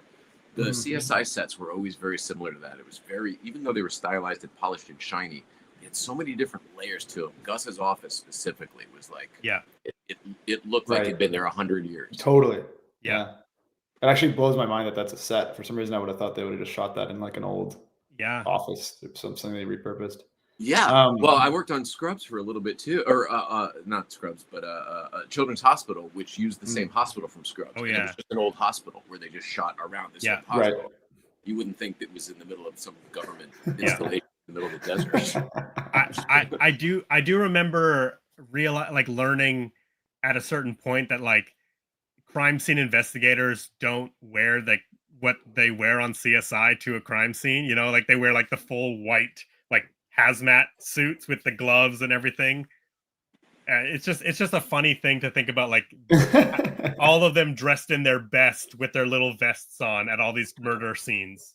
Well, that's a nice little segue to Live and Die in LA. I thought one of my highlights in that is just what everybody's wearing all the time. Like they're like, God. William Peterson's ripping, jumping, running down escalators and airports with like the tightest jeans. I know. On and like this was cowboy boots and tight jeans and leather jackets. Yeah. My God.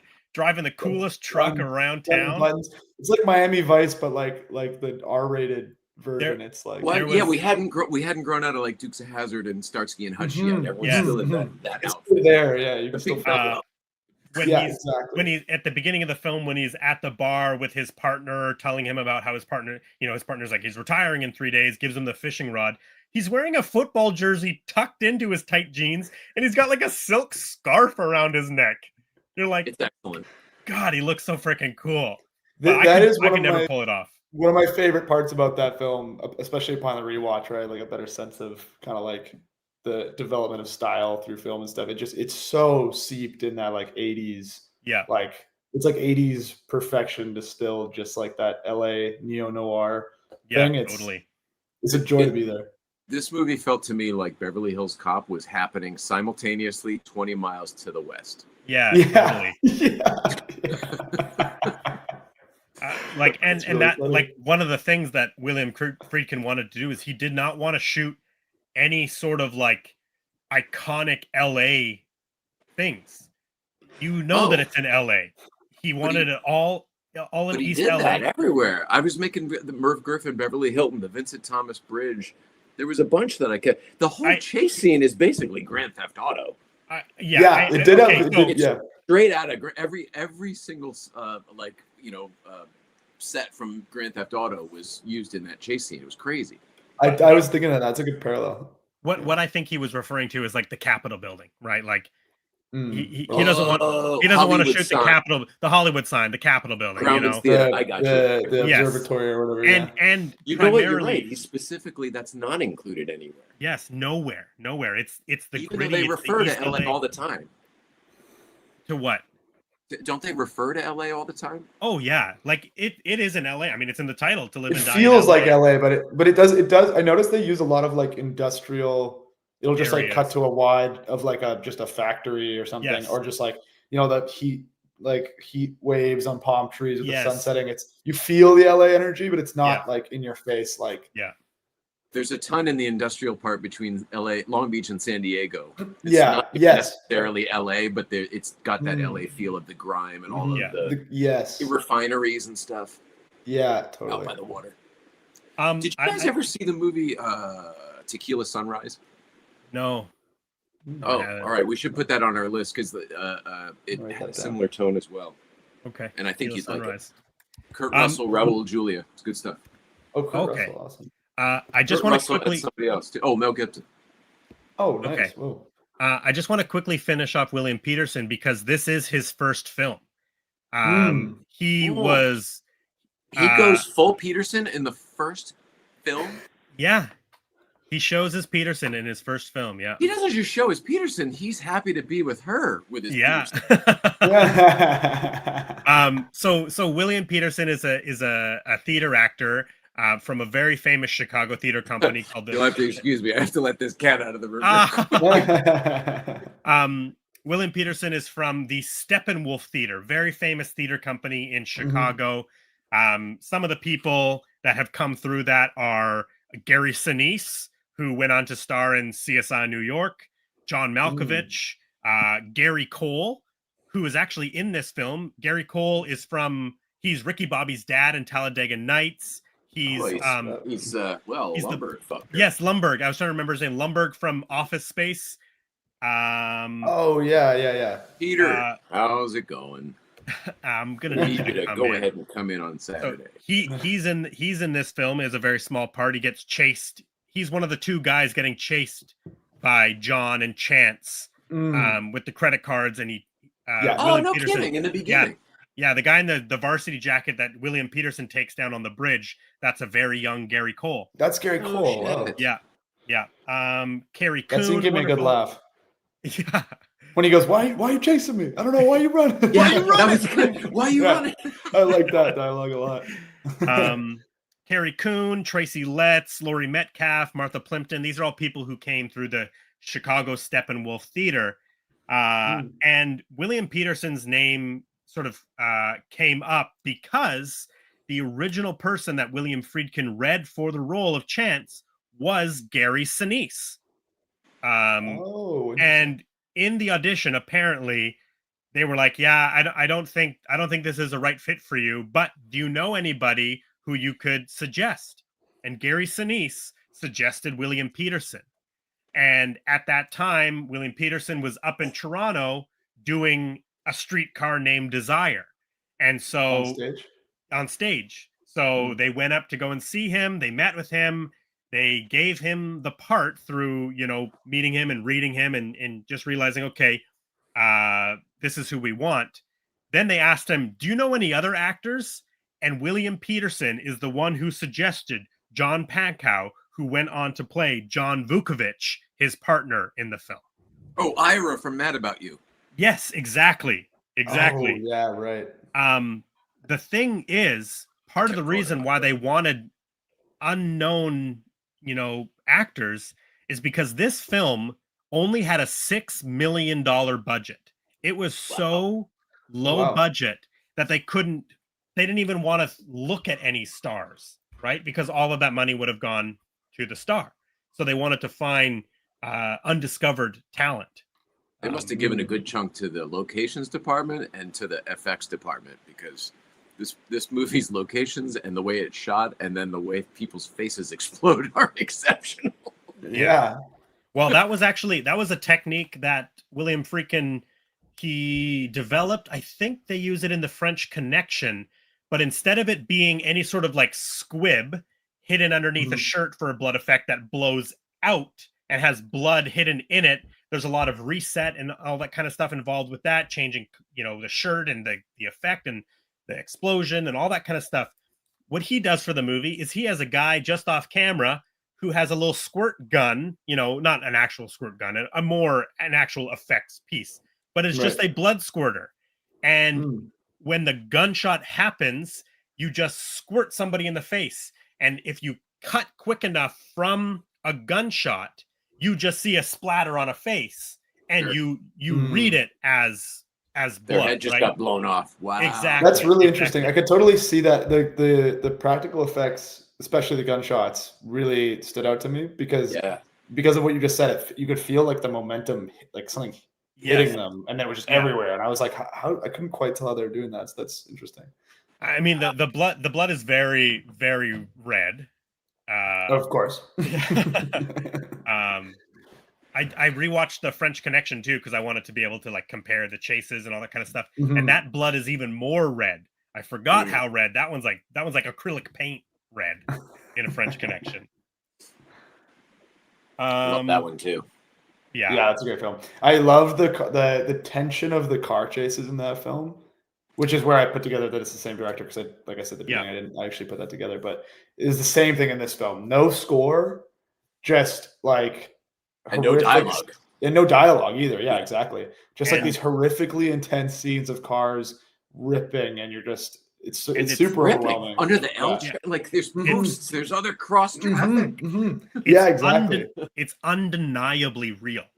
They're like they are doing it in French Connection was a little bit riskier. I mean, there was lots of people that didn't actually know that there was that car chase going on while they were shooting it. That's a very famous story. Yeah. To Live and Die in LA, so good. They had a little bit more control with what they were doing, but there was also a lot of it done off of LA streets. We're into the LA River and on the train traffic.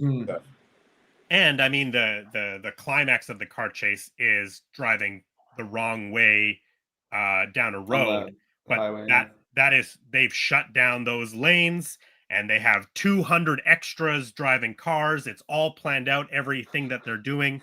It's so impressive with the low budget you mentioned. I'm like, that's kind of shocking. But I mean, it's all put into stuff like that instead of having a big name, big actor. Yeah, they're sort of relying on the fact that William Friedkin had won the Best Directing Oscar for French Connection and The Exorcist, right? So, in a way, people are coming to the theater to see a William Friedkin movie, right?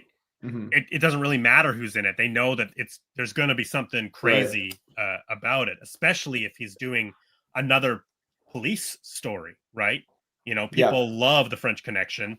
And it's kind of like a spiritual sequel to that, almost. Totally, exactly. It's the West Coast sequel to the French Connection, because that French Connection all takes place in New York. Is it New York? It is New York. Yeah. Yeah, French. In my mind, it was Chicago, but you're right, New York. Yeah, no, it's all New York. Brooklyn specifically, I guess. Let's just quickly. John Turturro is in this film. John Turturro, wonderful actor. Great in it. I was delighted. The Jesus from The Big Lebowski licks that bowling ball. Iconic. Do the Right Thing. He's in Severance now. The Batman. He was in Barton Fink too. Barton Fink, the Coen Brothers film. Barton Fink's rad. Yes. So I mean, the guy's great. There's no wonder why he's still working. I have to say, Mr. Deeds, because I'm literally about 2 miles from the Mr. Deeds pizza. No way. The movie, yeah. Yeah, he's so funny. Here in Milford, Connecticut, right up the street. Oh, that's incredible. I am very sneaky.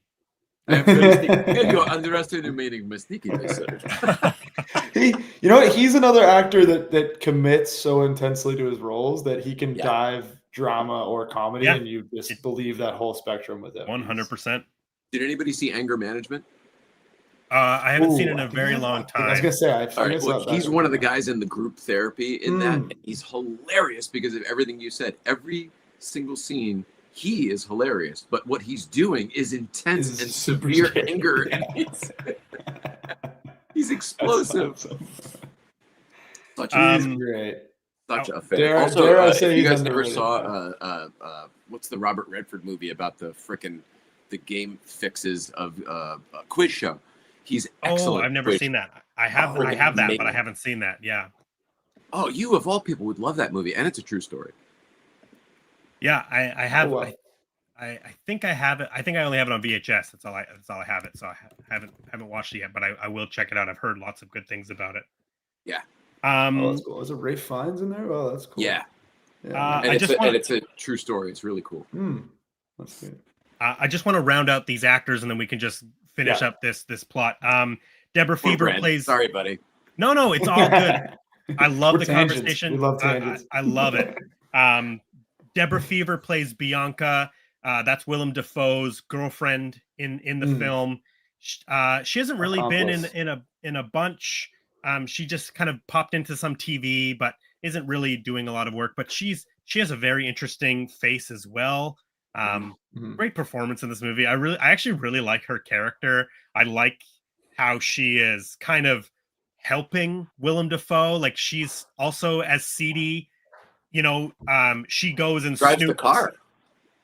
She drives the car. Well, like at the end, you mean? Well, at the end, but even when he goes, you're still driving that piece of shit. She's driving that's it. Right. He gets in the passenger side. Of course, I forgot. Yeah, she is driving the car. She's making the rounds with him. She's a dancer. What was I going to say? Oh my God, I love that scene with the Max Wyman, the guy that rips Max off. Waxman. Waxman, yes. Yeah. And she comes in to question him, show him, not even question him, but show him some more money, try to make another buy, talk about it, and then lures him into bed. Oh my God. And the fact that I love the dialogue in that scene was great. She walks over and she's like, "It's hot in here," and she opens up the door. What do you think of the rain? Yeah. Oh my God. And then takes him in. And he goes, "It's groovy." Yeah, it's really groovy, man. I love that line. It's groovy. Just the way the camera sort of stays with the door on the one side of it and leads them around, and then Masters comes in around the corner and he's caught, and it was just a total setup from the beginning. Yeah, that felt very noir-esque, that whole sequence with them. And then the backlit rain coming through the door. Totally. That's not when Ira falls asleep upstairs, is it? It is when they fall asleep across the street, right? They're staking it out and they fall asleep. Yeah. Okay. Chance and John taking his sleep shift, but Ira falls asleep at the chair. Exactly. Yeah. Okay. And then they missed that. They missed that whole thing, and then Ira, a cop shows up. I was like, "Who's Ira?" But you're talking mad about you. Yeah. Sorry. Yeah. What's his name in this? John. Yeah. What's his last name again? Vukovic. Thank you. Vukovic. Chance and Vukovic. I think she does. I think she does great in this movie. Darlene Flugel plays Ruth, who is. I was excited to see her. Yeah, I didn't know her from. What do you know her from? I only know her from one thing ever, and I had to look it up to find out why she was familiar. But my dad turned me on to this movie way back when. It's Kirk Douglas and Burt Lancaster's last movie, and it's called Tough Guys.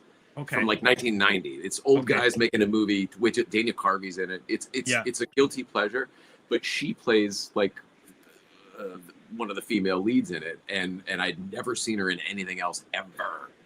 Yeah, I thought she was great. I actually was surprised. And she was not naked in it, so this was like, whoa.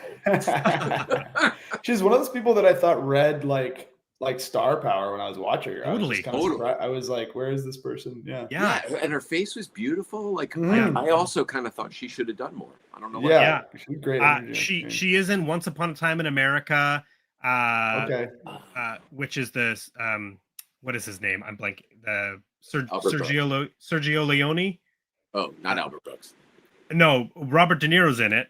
And then I did write these down because I thought these were kind of funny. She's in a bunch of She's in a bunch of later franchise sequels. She's in. Yeah, I wish. She's in Pet Sematary 2. Okay, she's in Scanner Cop, which is the 4th movie in the Scanner franchise. When it starts to turn into about a cop who has scanner abilities, and then she's in Darkman 3, the Darkman, the Sam Raimi, Liam Neeson. Oh, Darkman. Yeah, Darkman. Yes, I just got put on to Darkman the other day. I haven't watched it, but I was mind blown by the trailer alone. I was like, "What is?" That's Sam Raimi, right? Early Sam Raimi. Yes, Sam Raimi directed Darkman with Liam Neeson as the titular Darkman. Looks incredible. Darlene Flugel shows up in Darkman 3. So when you hit the trilogy, you have something to look forward to. You can see your future star. Is it Liam Neeson all the way through, or No, I believe he only does the first one. Okay, I don't remember. I've only seen the first one. Have you heard of this film, Jay? Darkman? Have you? No. Yeah, look it up. Look up the trailer. It's super cool. In for a ride. It's interesting. Yeah, Liam Neeson. He gets burnt, and so he has all these bandages on his face, and then he becomes kind of like a superhero called Darkman, and he wears like a trench coat and a cool hat with all the bandages on his face. It's a cool movie. You kind of remember Darkman. Cool ass movie, man. Did it come out like at late 80s? Like maybe like I think like in the middle of the Nightmare on Elm Street. I think it's like early 90s, late 80s, early 90s for sure. Okay. I do kind of remember that. Yeah, she's fantastic. I feel for her character so much because we learn throughout the film that she has a criminal past, right? Because she's on parole, right? Mm-hmm. Chance at one point threatens to revoke her parole. Yeah. He's put her in this position where she can't get out. She has to be his informant, and he's threatening he's threatening her, right? But he's also like weirdly romantically involved with her. It's very, very messy, but I just feel interesting character. I feel for her. She like has that scene at the beginning where she says like her son is coming to visit, and oh geez, yeah, it's just heartbreaking character. And then at the end of the film, Chance dragged along. Yes, exactly. And now John is showing up dressed just like Chance, and he's pushing her too, and he's basically you have to work. I think he says you have to work for me now. Right. So walk me through that. So yes, he does show up. It was uncanny seeing the same clothing and everything. I thought that was a bit of a stretch. It's so weird. Now So she's now thinking in her head, she's remembering back to those times. Oh, now he's going to want to sleep with me. He's going to want all this stuff, right? Is that what's happening? And then can we talk about the guy in the Ford at the end? Is that supposed to be Chance? You know, I always thought it was John driving the same car, like the same truck as Chance. But I think it's another flashback. I was really thinking about it because I knew that we would talk about this. Okay.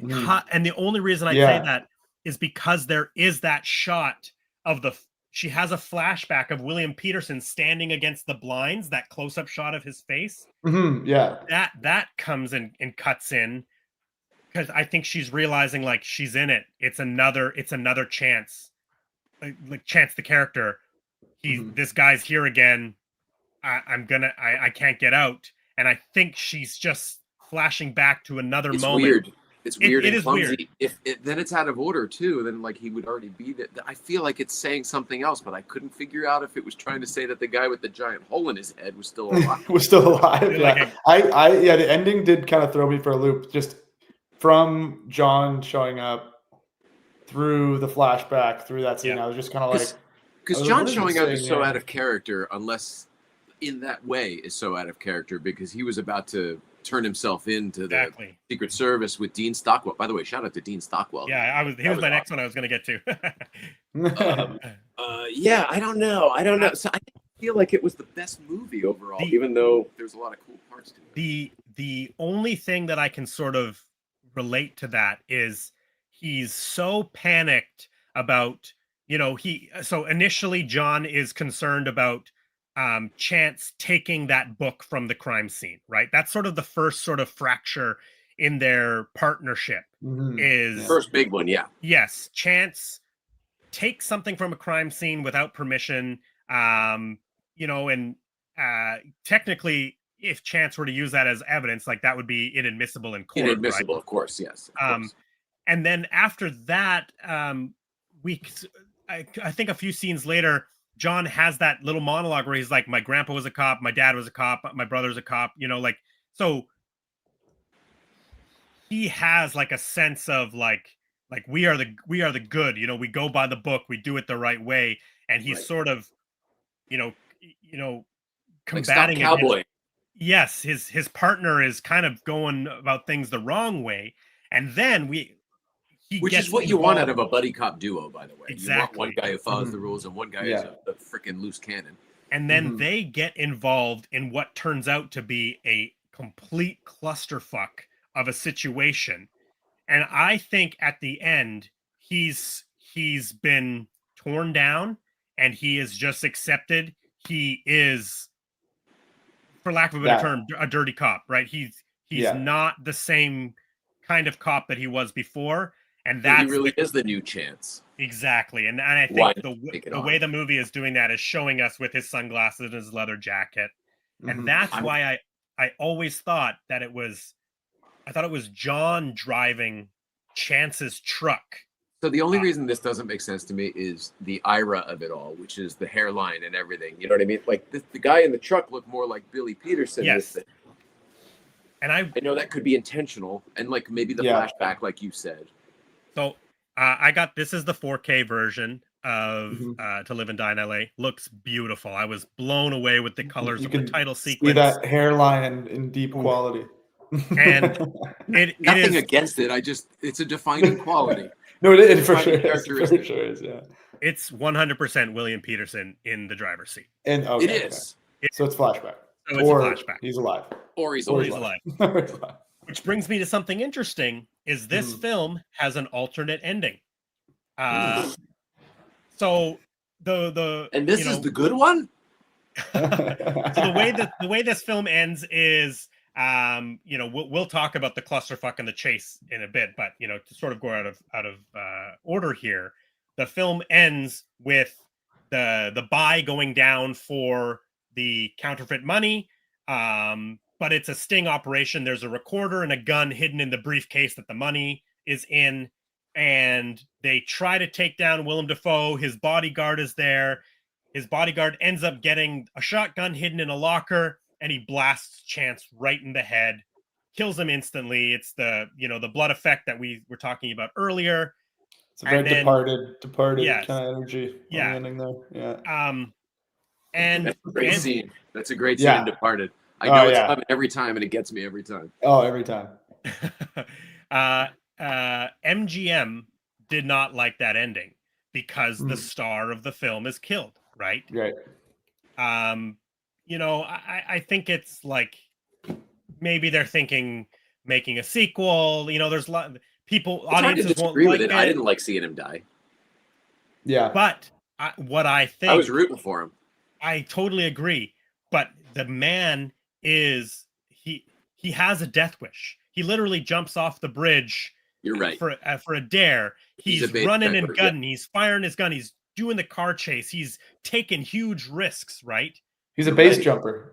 Exactly. He's waiting for something to go wrong. You're right. What is the title of the film, you guys? To Live and Die in LA, right? He is. So I see why William Friedkin wanted to do that. It also is like, it is a gut punch. You're like, oh, like the first time you see it, you're like, oh my God, I can't believe he's dead, right? Like, and it's very unceremonious too. It's like that Departed scene. It comes out of nowhere, and you're just like, oh, it's over. It's just there he goes. That's it for him. Yeah, exactly. Yeah.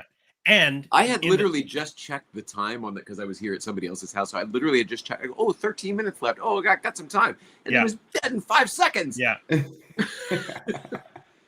So MGM asked for an alternate ending, and William Friedkin shot one. It is Chance still gets shot, but he gets shot in the gut. The ending is, it cuts to Chance and John in a little Secret Service hut in Anchorage, Alaska, and they are watching their boss, played by Robert Downey Sr., Robert Downey Jr.'s father, obviously, filmmaker, watching him on the news talking about the catching Rick Masters, the counterfeiter, and how, you know, everybody's dead, right? Like the crime is done, right? Take him personally and the department taking ownership for solving this case, while John and Chance are freezing their butts up in Anchorage, Alaska. They exchange a couple of lines of dialogue, and then the camera cuts to outside. You see the sign, Secret Service, Anchorage, Alaska, and it's a big helicopter shot out of the mountains, and the credits in the middle of nowhere. Yeah. Did they shoot that? Did you say they shot that? They fully shot it. I actually have the full scene in the link in the description below if anybody wants to watch it. Wow. You can watch the full alternate ending. But William Peterson shot it just to appease MGM with no intention to use it. Put it in a preview screening of the film. It was disliked.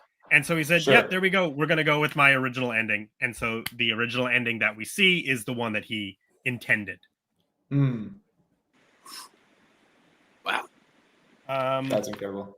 That's great trivia. It seems like there could have been a third option somewhere. You know, the more I watch it, the more I like it, because it's also like who cares? Like, it's our main character, but it's like, that's real. Like, stuff like that happens all the time, right? Well, I thought what I liked about it is it sort of lends itself to the whole theme of the film. That it's just like this, you have like the dirty cop thing, and that never works out. That kind of is par for the course for a lot of noir films. Like they are tragic. They're always kind of a tragic hero. So I had a suspicion that he wasn't going to make it. And he is an anti-hero. We see that he's a bad guy. Yes. Not a bad guy, but he's not a great guy either. No, exactly. He's definitely not by the book. You know, he gets things done, but he is not doing it the proper way, let's say. Yeah, when Fong died, I was kind of like, okay, he's gone over the line. Yeah. You know, well, fine with Fong dying. Let's talk about that, because I think that is kind of what separates this movie from any other sort of like, you know, cop movie, let's say, because I love the fact that that Chance is so he's so vengeful about catching Rick Masters because Rick Masters killed his partner 3 days before his partner was supposed to retire. He even says to John at one point, "I'll stop at nothing to catch Rick Masters," right? Yeah. And we know that he's driven by rage. He's driven by vengeance. Yeah. Fully revenge. Yeah. And so when he finds out that there is this diamond deal going down and somebody's coming in on a train for $50,000, his informant Ruth is the one who gives him that information. Him and John, they come up with a plan that if anything goes wrong, we back out. We if it goes sideways, what did he say? If it goes sideways, we drop it. Yeah, I can't remember exactly what he says. And they have a row. Willem Peterson, calls him like a shitty cop and a shitty partner and all that kind of stuff, and walks out of that bar on him. And obviously, that convinces John to, come back and help him. So the guy arrives on the train, calls him over. What's his name? Jimmy. I wrote it down here. Where is it? Thomas Ling. Thomas Ling. They call his name over the speaker, and he goes and picks up that envelope, and it has the paper that says like "Hello, asshole" on it, and that's how they identify him. And they pick him up. They take him in their car. They drive to under a bridge. They break open his briefcase, and there's no money. That was a Halliburton case. Was never, that should not have broken open. But yeah. Here's the thing, Jay. It was one shot too. That was one shot, and it wasn't supposed to open in that shot. But William Peterson beat it to death that it opened up in that shot. Wow. And he improvised the line, "Oh, that's cute," and then throws the phone book at him. This film is full of improv. One of the things I learned is William Friedkin would film rehearsals and then use that take. Absolutely. Oh, I love that. Absolutely. That's always the way to go. Big fan. I love that. That's big multiple scenes in this movie are the first take, and if they're not the first take, they're the rehearsal take. People think they're just rehearsing. Okay, got it. Let's move on. Right. Yep. Huge. That's, by the way, that's also how you do this on $6 Million. Exactly. Yeah. Totally. So yeah, if you're that kind of filmmaker, then you can do it. You can stretch a dollar. Exactly. Yeah.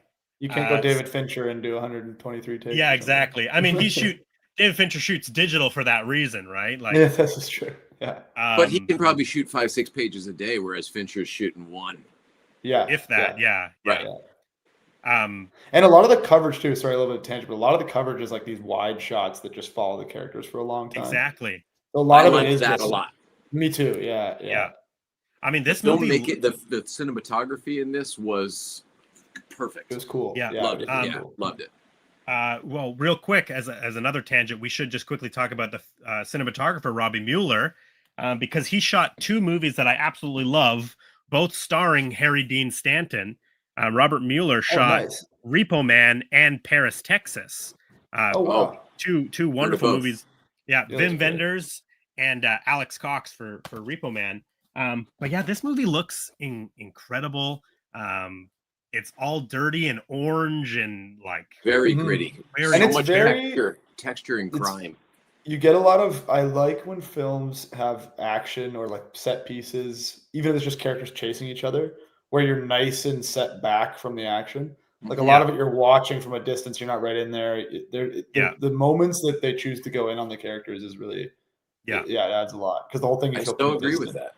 Yeah, it's also a little less in your face with the aggressive MTV kind of music videos. Yeah. Yes. Guy Ritchie, intensity. Yes, exactly. That's a perfect. And then there's also some like incredible setups, like we were talking with the backdoor rain shot. There's that shot where Chance has found Cody again at his girlfriend's house, and Chance has Cody's girlfriend like in the kitchen, like holding her mouth, and then Cody is on the other side of that wall. Incredible. And it's like a practical split screen. So good. Super cool, super tense. When they're in, is it her apartment? Whoever lives near the Vincent Thomas Bridge, there's a shot where whenever you're in the apartment, the window is framed with the bridge and the silo. Yes. Stunning. So cool. Stunning. Yeah. Cinematography is Yeah. So to be able to get the lighting right of that shot of the exterior light with shooting inside with that and be able to see the window, so good. Yeah. So they pick up Thomas Ling. He's got apparently $50K in the briefcase. It's on his person. They have a squabble, and then we find out that there's people watching Thomas Ling, and they start chasing William Peterson, and they have that they're like on the bridge, and they're shooting around them, right? Not shooting at them.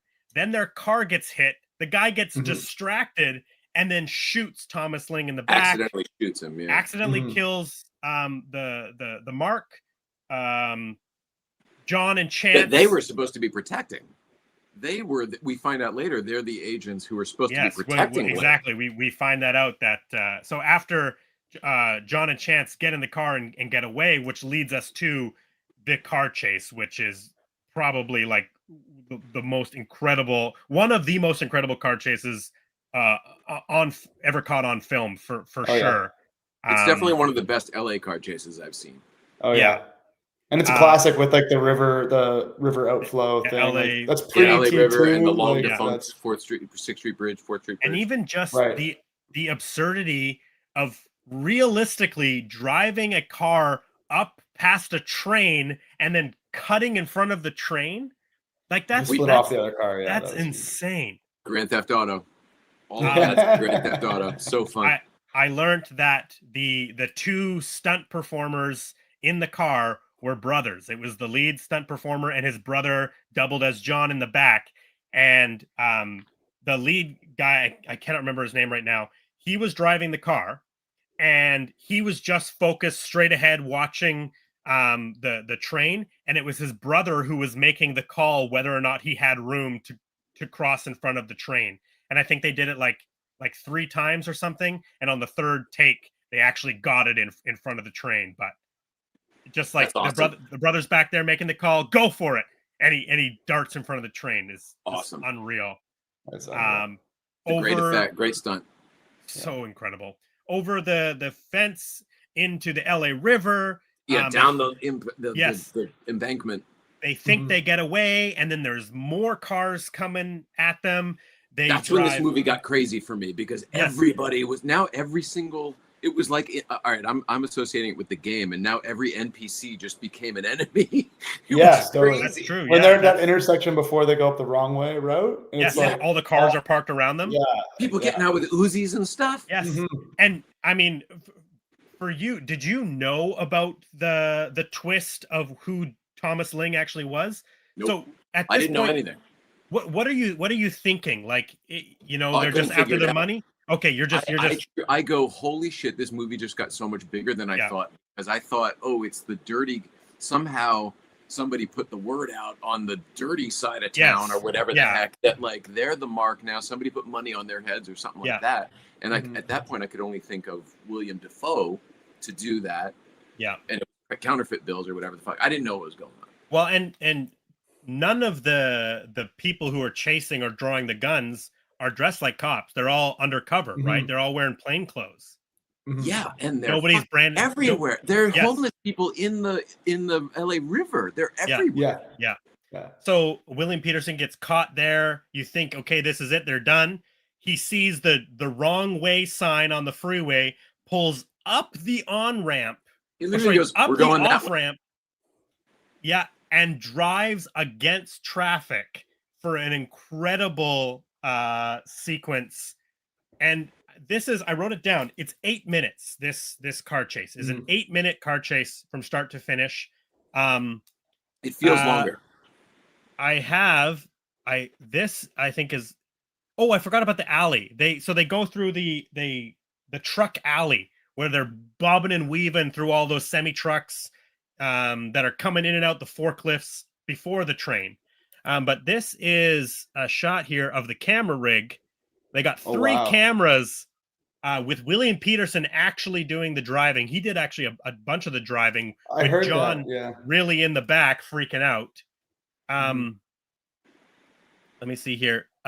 This is one of the coolest things I learned about this sequence is so for a film, if they're going to be filming actors inside of a vehicle through the windshield, they won't always put a camera on it and have the actor actually driving. They'll use a process trailer. So it's a car on a trailer being towed behind another car. There's usually a camera crew sitting on like in front of the car, and it's controlled, it's safe, and the actors pretend they're driving. One of the things that the lead stunt people, one of the things they didn't like about process trailers is that the car always sits higher than normal. Not anymore, but definitely back then. Back then, you're right.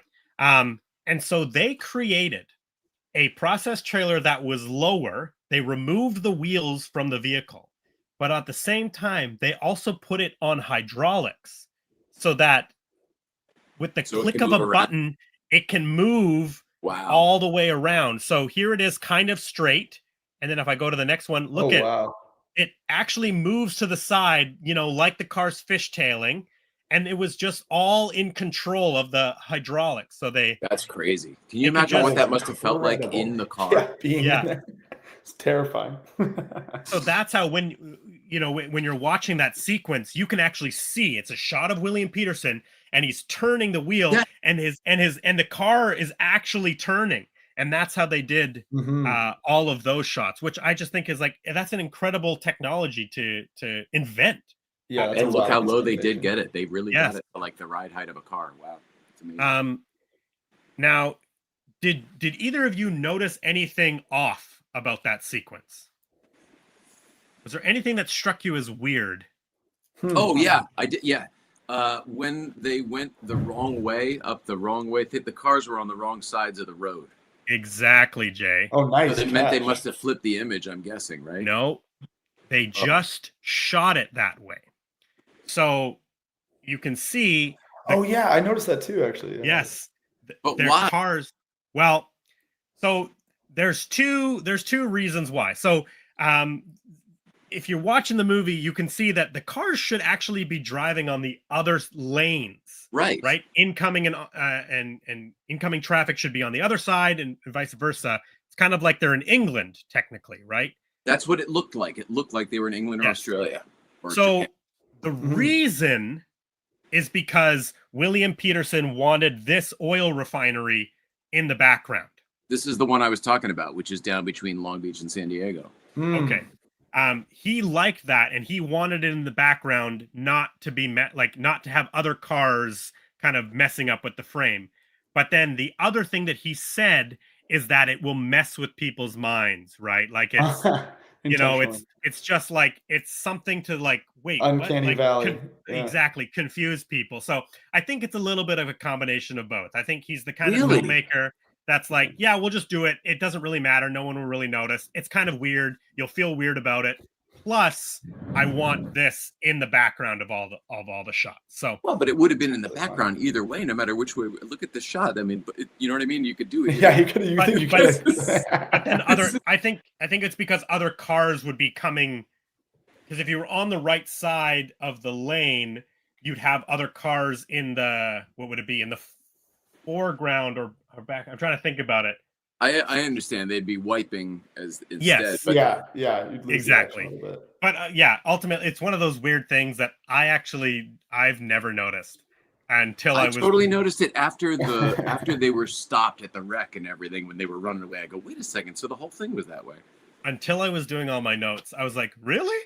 And so I went back and I was like, oh damn, they really tricked me. They really did that. I genuinely thought they must have filmed it the right way and then just flipped the image to be easy, wow, that's wild. Well, it's funny you mention it because when I was watching it, I remember that distinct moment when it cuts to the wide of the whole highway. I remember thinking in my brain for a second, I was like, wait, where's the car? It was confusing. I was like, what happened? Because he got on going the wrong way, and that could only happen if he was on the other way and the traffic was coming. Like, it really does mess with it. Totally. Yeah. But I think unnecessarily so, personally. Absolutely. I don't amazing. think I like that gag. It doesn't make me out of the sense. movie instead. I kind of felt the same way. I thought it made the car chase. I lost track of the trajectory of the car. Of the awesome car chase. Yeah, it took me. I was like, flip my whole brain around. You just did all that work, and then you went, whoops, psych. Whoops. Yeah.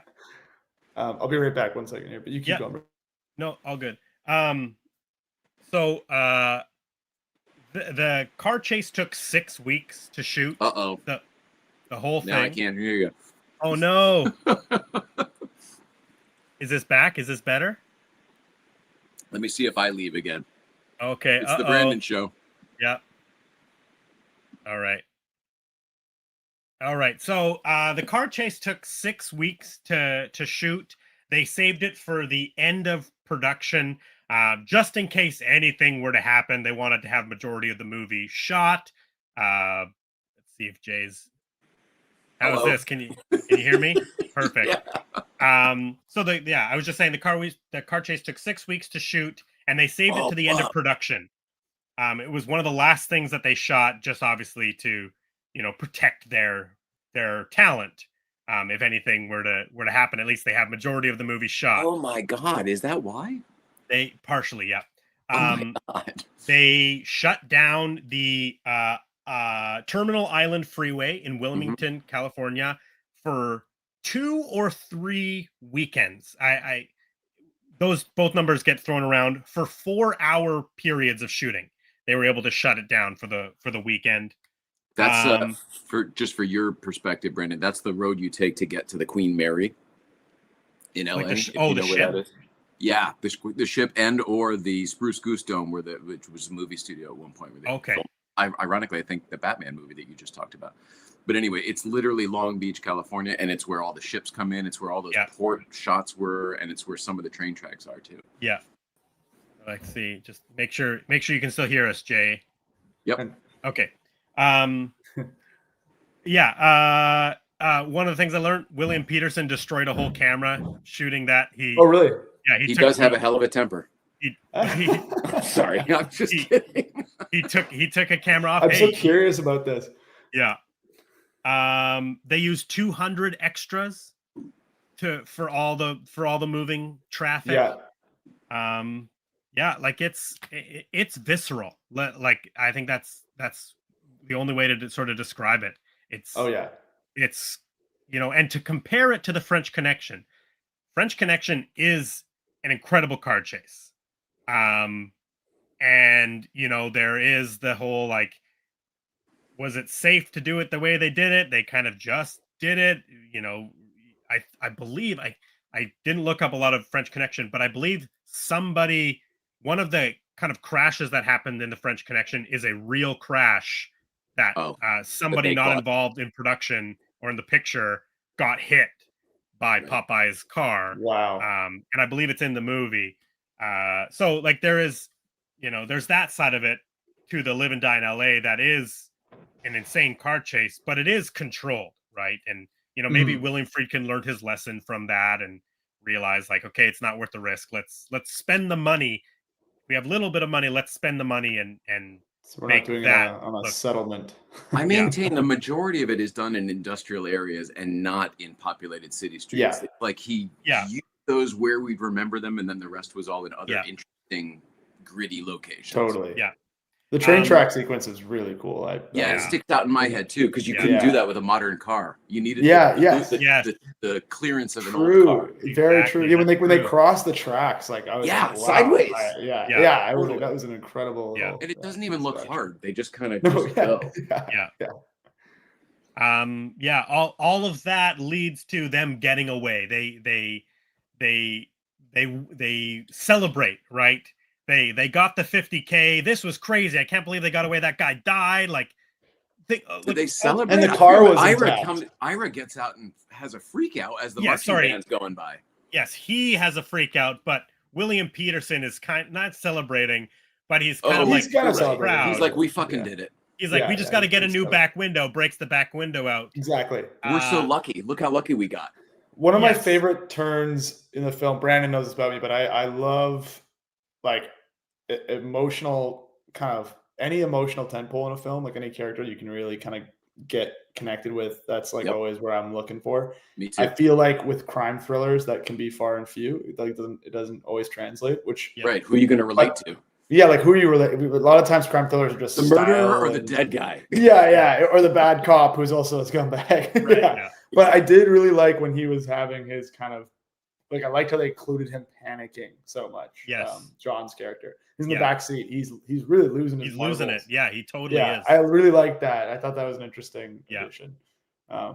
You got that genuine sense that he was terrified of what his partner was dragging him to. And it explains why he would actually go to maybe turn himself in too. Yes, exactly.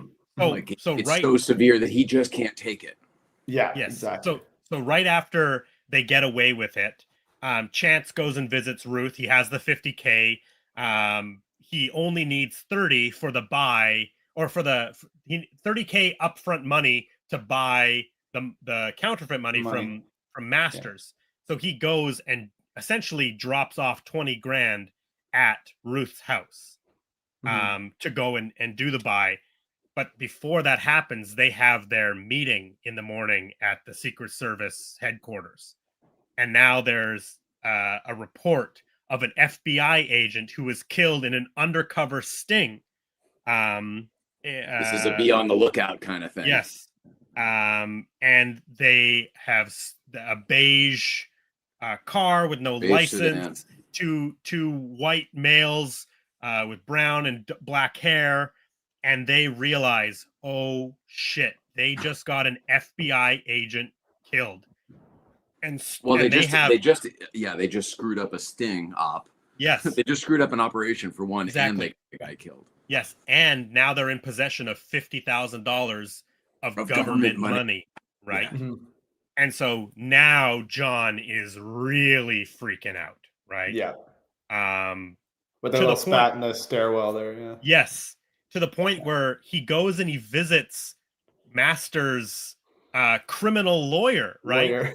Before he does, in the stairwell there, doesn't that remind you like some sort of bizarro Back to the Future part, like when he's leaving the band? Yeah, down the stairs. It just felt like it was color treatment and everything. Yeah, totally. And isn't it their boss, Robert Downey Sr., he's the one who comes up the stairs. Yes. Yeah, and he's like totally oblivious. He's like, I need a stand-up ashtray.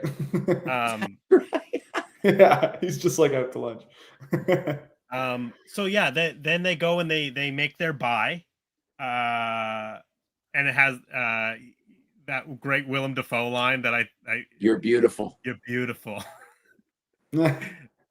And then there is this shot following a few scenes later where Bianca is getting ready, and then Willem Dafoe walks in the door, and he walks up. And then you realize it was a mirror shot the whole time because he passes in front of the camera. Do you remember this shot? Mm-hmm. Is this where she's got the makeup on? Yes. Yeah. And and you think she's a man for a second? No, that's at the beginning of the film.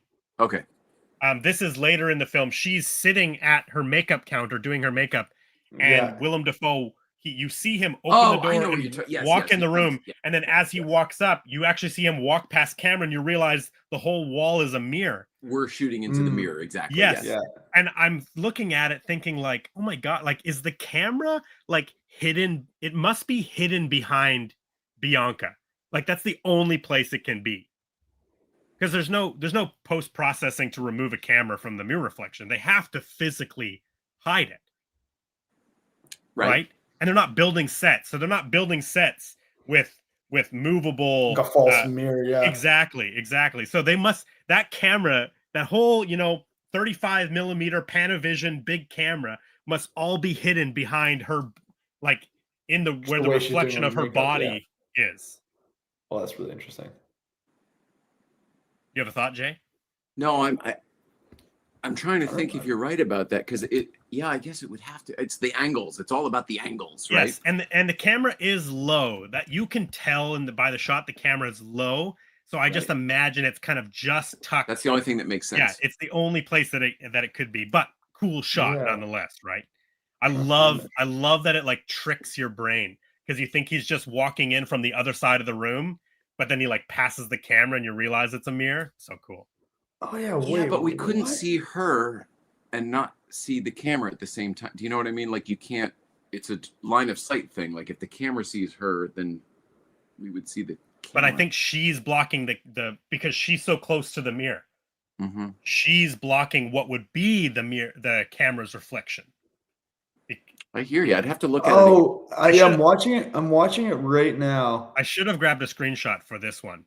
I didn't think it was going to. I think, Brandon, I think if you go back, I think it's hidden behind her. I think you can see a tiny part of the camera. Yeah. Ooh. I'm looking at it right now. There's like a black. There's like something just popping up. There's like two little black kind of sticking out in the mirror reflection. I think that. So that could be it too. They could have just put black over it or something. Yeah, or it could just be like the matte box or something poking out. Right. Yeah. Exactly. That's it's true actually. When I first saw that shot, it really confused me. I thought for a second it was like a double. Like I thought there was two people. Like it's like a full wall mirror, right? But yes. I know it's really that's why only reason why I brought it up, because I thought it was a cool shot. What's the runtime at that moment, if you don't mind? It's at like 1:39. That's exactly where I was. Okay. Yep. Got it. If you look kind of just at her, there's a little kind of black, like something sticking out behind her reflection there, or behind her. I wonder if that's the camera. I'll have to check my 4K again. Yeah. You have the 4K. I'm looking at the YouTube. I don't know if you can see it, but it's really tiny. There's like a little. Yeah. I think it would make sense. It's a really tough angle to wrap your head around, but it's slightly canted to the left. That's what I'm thinking. Because you can see the walls, like the interior walls on the other side. So I think it is slightly angled. I think you're right. Like I feel like that's the only place it could be. Just had to tell her to stay very still. Yes. You cannot move from your mark. But yeah, it's weird. That's a crazy shot. I think honestly, I think we pretty much hit everything. The plot sort of out of order, but we danced around. We hit everything. Can we talk about the airport chase? I thought the airport. Oh my god, that's what we missed. A lot of credit too, because I was really impressed with one that they. Oh, go ahead. Yeah. No. Please continue. You. That was the one thing that we've missed. The one sequence. Yeah. I was just really impressed with how it was shot, how it was done, how they looked like they really did it. You couldn't do that anymore without building a giant airport set. Exactly. Yeah. Him running on the walkway, like when he jumps up on top. He does a lot of that in the film. I've noticed. He jumps over a car hood at one point too. Yeah. Like fully. Like he just gets up on play. Like he's got. But even the way Turturro's like, he's Turturro like hears it coming, and he's like, yeah, totally. Good. And the fact that he's being chased by like a TSA agent or something like that. Yes. Like it was like a 3-tiered chase. The alarm's going off. Yeah. So they actually did shoot in an airport, like you said, Jay. They had a representative there from the airport, and one of the things they told William Peterson and Friedkin is they were talking about going up and running on the walkway middle section there, and the people at the airport were like, no, you can't do that. It was more of a liability thing. They were worried that if William Peterson hurt himself, the airport's insurance couldn't cover it for liability. So William Friedkin said, okay, sure. Went over to Peterson and said, I'm going to tell you not to do it, but you do whatever you want as an actor, and like gave him a wink. And so right before they were about to shoot, William Friedkin says, okay, everybody, and Will, remember, do not run on the walkway middle section. And so William Peterson, they do the shot. He runs up, jumps on it, runs across, cut. They grab it. Airport rep comes over and says, like, what are you doing? I told you can't do that. He's getting mad at him. William Peterson says, like, oh, sorry. Like, it was just in the moment. That's how we talked about doing it. Nice. I'm sorry. And you know what they did? They got the first take. They packed it up and they got the hell out of there. So like the helicopters in Die Hard. Yeah. I don't know that one. Oh, well, sorry for another day. But the helicopters in Die Hard, that incredible shot where the Hueys are coming along. That was a rehearsal where McTiernan shot the rehearsal because that's all they got. They got shut down immediately after. They go, holy fucking shit, you can't do that, and they shut it down. So everything we see is from the rehearsal. Oh, I hadn't heard that. That's awesome. I love that. I get excited.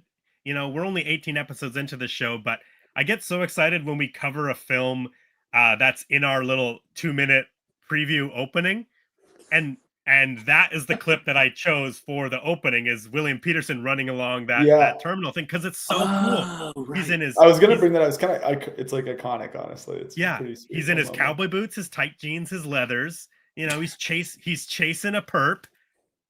John Turturro. It's just cool. Like, it's cool sequence, and then it ends in the bathroom. Yeah, and kicks the door in, and some random guy, and some ADR. The guy's like, "What are you, a freak?" Yeah. Catches him in there. The other guy, and I love that shot where they're like arresting him, and that other guy comes walking in, and he's like, "I just had to take a leak. I was just here to take a leak." Totally. I was gonna reference that too. There's like little beats of comedy in there, even just in some of the like set pieces and the way that things don't work out. It's like there is a bit of a comedy of errors going on throughout the whole film. It is really, which kind of lightens it up because it's so dark otherwise. It really is. That's very true. That's very true.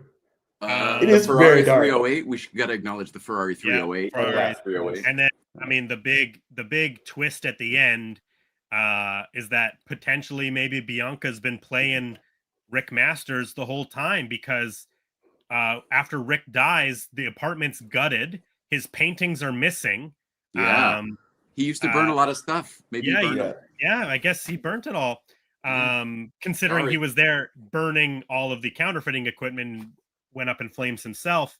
And then she gets in the car with Serena, her girlfriend. Can we go back to is Serena Jane Leaves?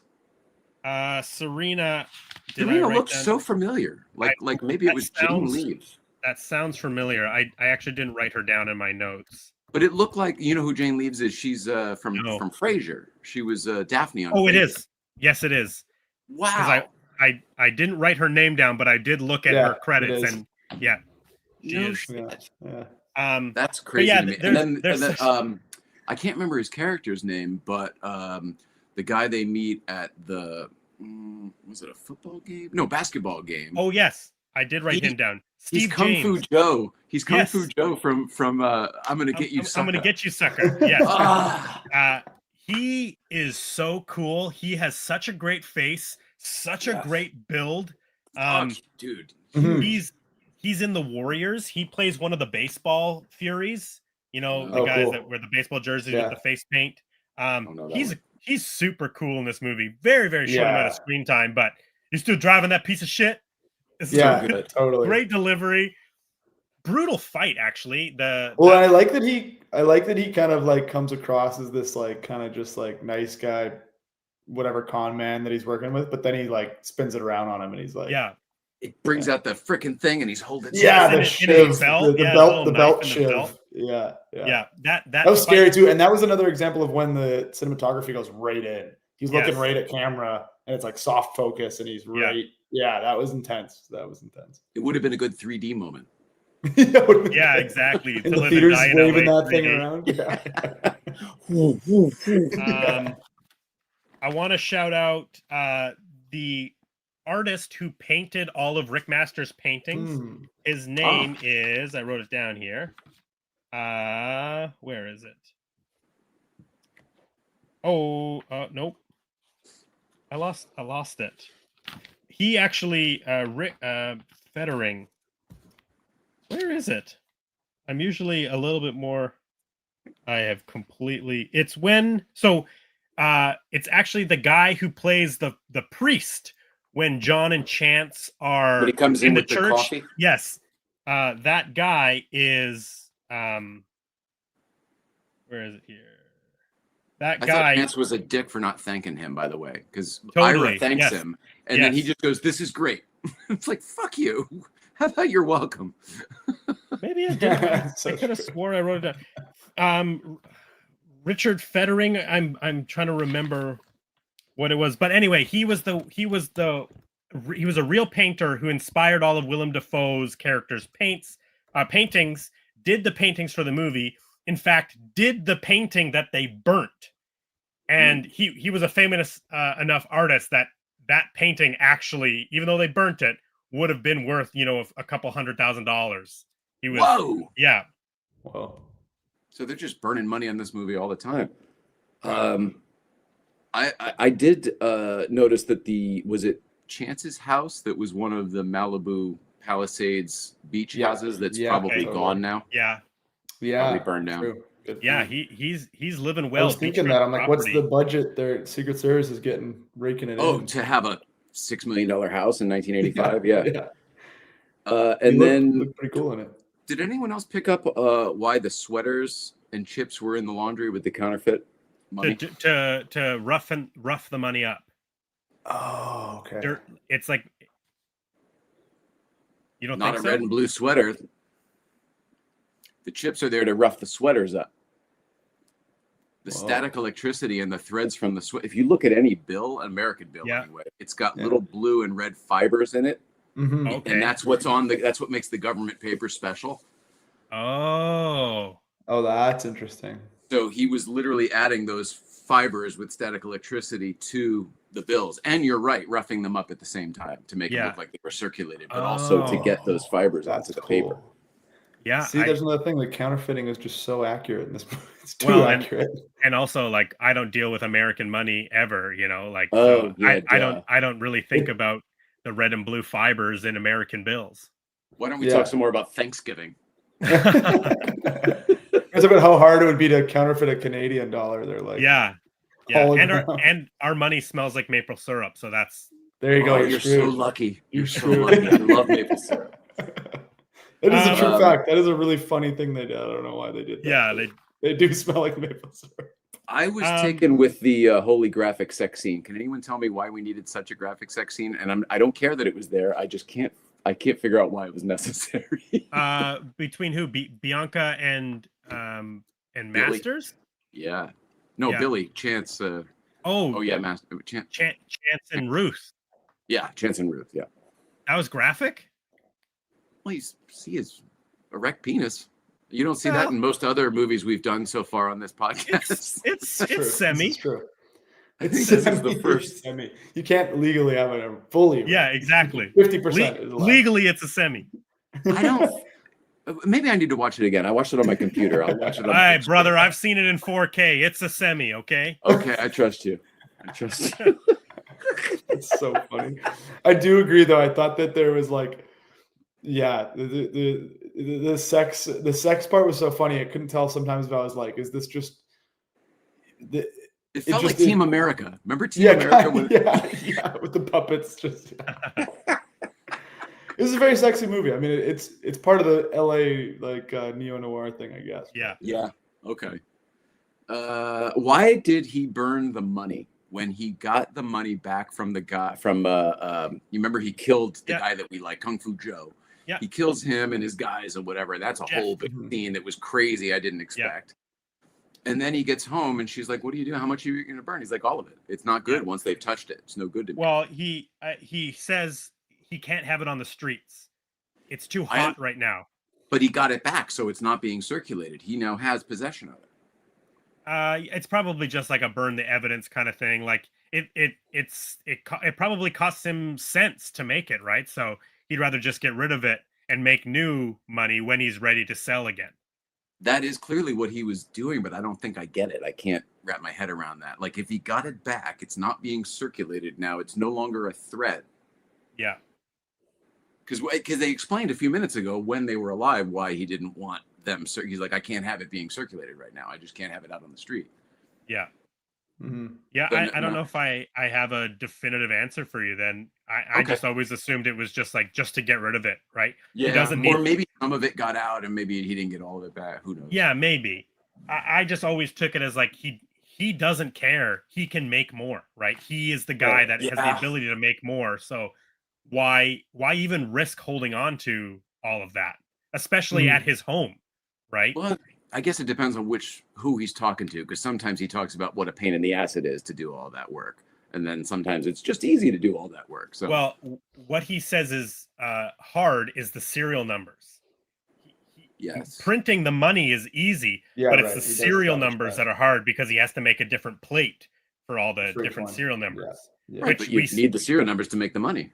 Exactly. But what I think he must be doing is he must be only making a few serial numbers, because we only see him do four bills with different serial numbers. Of course. And when and then if those are out on the street, okay, so now it makes sense. You got me. Thank you. Yeah. I'm just a dumb guy. It's all good. Hey, I'm just figuring it out at the same time. I've only seen this movie 5 times. I'm still learning about it. It's funny. There's so many movies that we watch on this podcast that I think I am never going to watch this movie again. Then we do the podcast, we talk about it, I learn more about it, and I'm like, I should watch it again. I'm kind of in the same boat too. Is there any other plot things we want to talk about before we sort of start wrapping up here? Because I think we hit everything.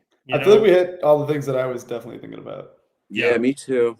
The airport chase was really stuck out at me. Obviously, the car chase. Yeah, it's graphic across the board, whether it's sex or violence. We don't really know why he burned the money, but we think we got to the bottom of that. Yeah, I do really like the death of Rick Masters. I like that he like knocks out John and then is like doing the darkest thing ever, which is like putting all that paper on him so that his body burns in the fire. Yeah, and then he comes up and lights himself on fire. Yeah, shoots him, and then he drops that flame in his own mess. His own flammable mess goes up. Great fire effect. I actually wrote that down. He got shot and burned. Ouch. I wrote it. Ouch. Big ouch. Oh, here it is. Because he got shot like 5 or 6 times while he's burning to death. It was brutal. Yeah. I found my note. Artist Rainier Fetting. Nice. They burnt an original painting, and he plays the priest in the church. Oh, Rainier brings him the milk or whatever he brings him. Yeah. Rainier Fetting. Right.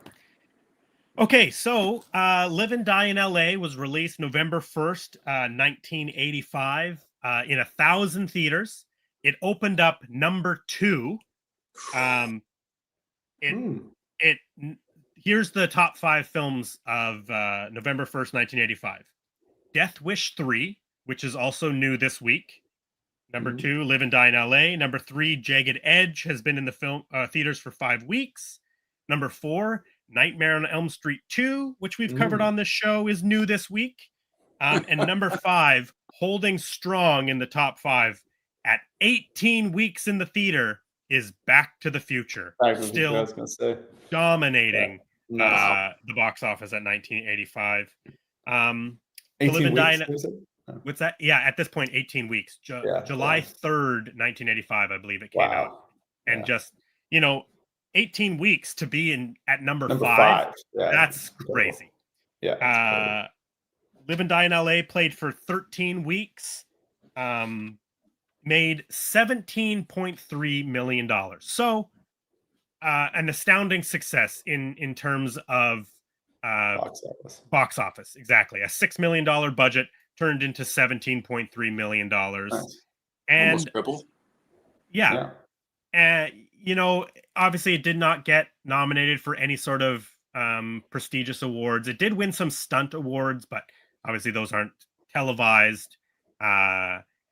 It's one of William Friedkin's favorite films of his career. The 2 that he always cites are Live and Die in LA and Sorcerer, because those are the 2 movies that he got to make his vision. The movies that we see are the movies he wanted to make and the way he wanted to make them. Have we collectively not seen The Sorcerer, all of us? No, I don't think so. I was trying to, because there's these 2 major Friedkin movies, Sorcerer and Cruising. I was trying to get around to watching them before this episode, but it just didn't happen.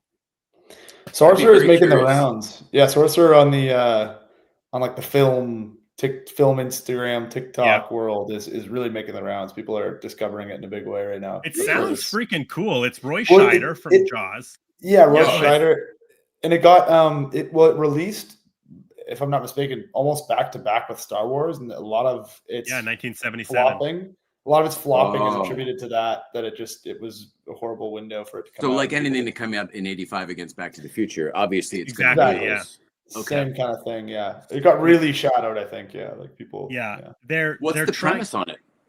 Roy Scheider Roy Scheider lends his intense talent to this taut action adventure from director William Friedkin. Set on the edge of a South American jungle, a desperate four-man team led by Scheider must transport volatile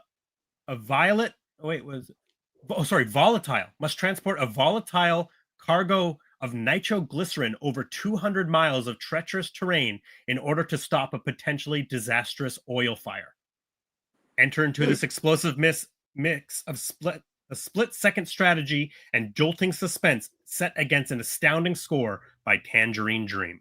It sounds awesome. So into this, it's ridiculous, but I can't believe I've never heard of it. I think it's just kind of hard to find, maybe. I mean, I only picked up this Blu-ray this year. And then Cruising stars Al Pacino. He's hunting for a serial killer in the queer S&M dark underbelly of the gay nightclubs. Oh, cruising as in he's cruising for some. He's cruising, right? Whoa. But he's undercover at Pacino. So, see, me being a car guy, I might have bought that thinking it was something. Oh, else. he's cruising. Car culture. Siskel and Ebert both liked this movie. They both gave it thumbs up. Ebert gave it actually 4 out of 5 stars for his Chicago Tribune. The opposite, I did read. This is on the Wikipedia, but I wanted to read it because I think it's funny. In a scathingly negative review of the film, the Washington Post predicted box office failure, saying the picture would live briefly and die quickly in LA. Good line. It is overheated and recklessly violent, dismissing it with sarcasm as not even living up to the high standard established by Starsky and Hutch. This feeling shared by Time magazine, who wrote about the film's brutal, bloated car chase sequence, pilfered from Friedkin's nifty The French Connection, and called it a fetid movie hybrid Miami Vile. Ooh, so 1980s reference. Yes, a complete opposite reaction, clearly divided. I feel like I landed somewhere in the middle on it. Yeah. Well, I take great issue with a movie that has LA in the title. We're not even sure that it does take place in LA. You're right. They used a lot of stuff that's in LA, but no, also it doesn't represent LA. There's nothing in it like a treasury story, a counterfeiting story, like Dirty Cops. Yes, that very LA, I'm sure. Yeah. But all of these other things, they don't speak anything about LA to me. Nor the U.S. Treasury or Secret Service speaks L.A. to me. I thought out the gate when he was mourning the loss of his partner, and then it cuts to him drinking a beer at his Malibu beach house. I was like, okay, here we go. This is going to be like steeped in L.A. vibes. But then you're right. It doesn't actually really. L.A. is kind of not an important factor, which is interesting. It doesn't become a character in the movie like it seems like it should if it's in the title. Which is. And especially when he went out of his way to avoid showing LA. No Hollywood Boulevard, no grit, no sunset, no nothing. Now, I don't know if this is actually the reason, but I mean, that is the original title of the book. And maybe William Friedkin would have wanted to change it. But I also think that he's showing another side of LA, Obviously, I don't live there like you do, Jay. So I don't have the same sort of connection to it. But I just feel like for a movie with the city in the title, he's not representing the city in any way, shape, or form. But he is showing a side of it, like the East LA side, that maybe doesn't get seen as often. Physically, you mean in the movie, but not representing it in the this is what life is like over here. Yeah. This is what it's like if you're a Secret Service agent or a counterfeiter or an FBI agent undercover. Yeah. You know what I mean? There's not a whole lot of interacting with LA in the movie. I think the point you saying like LA not being a character, and I think that's probably something that maybe William Friedkin doesn't care about, because it's the same thing with French Connection. New York is not a character in the movie. Okay. They're showing, it's very similar to Live and Die in LA, where they're showing these like back alleys and areas. The only exception would maybe be the elevated train, because that doesn't exist in a lot of other places, and that is a famous sequence from the film. Yeah, I mean, you're right. But again, even that only exists like in Harlem and down, and then in Brooklyn. Like, it's not running through Manhattan that way, you know? Yeah. Yeah. Interesting. I mean, well, but again, you know, it's not the name New York is not in the title of that film. Mm-hmm. Yeah.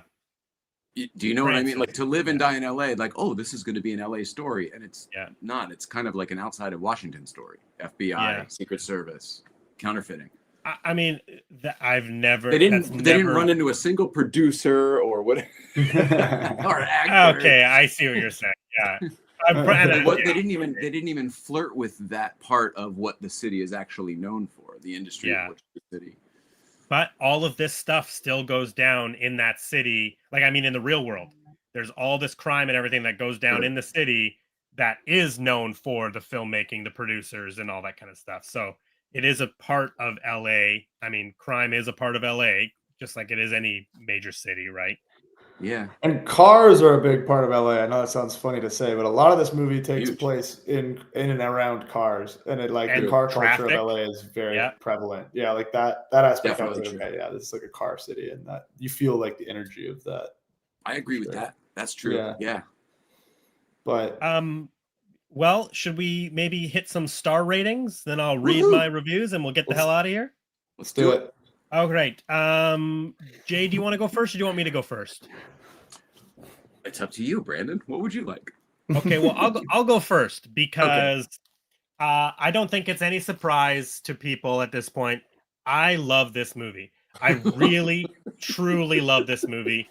It honestly gets better and better every single time I watch it. I love the ride, literally the ride, the car chase. I love the sequence of the Willem Dafoe doing the counterfeiting. I love Wang Chung, the score. We didn't even really talk about Wang Chung's score. That was gonna be my big point. I love that score so much. Score rules. It's so cool. Even the diegetic songs in the bars or at like the strip club and stuff, like that is also Wang Chung. Exactly. That's Dance Hall Days. That's their big Dance hit. Hall Days is in there. Exactly. So it's the whole thing is scored by them. Yeah. I get the To Live and Die in LA in my head all the time. I don't know if either of you are John Mulaney fans, but he has a live show on Netflix, and his opening title song is To Live and Die in LA. And now I get it, by the way.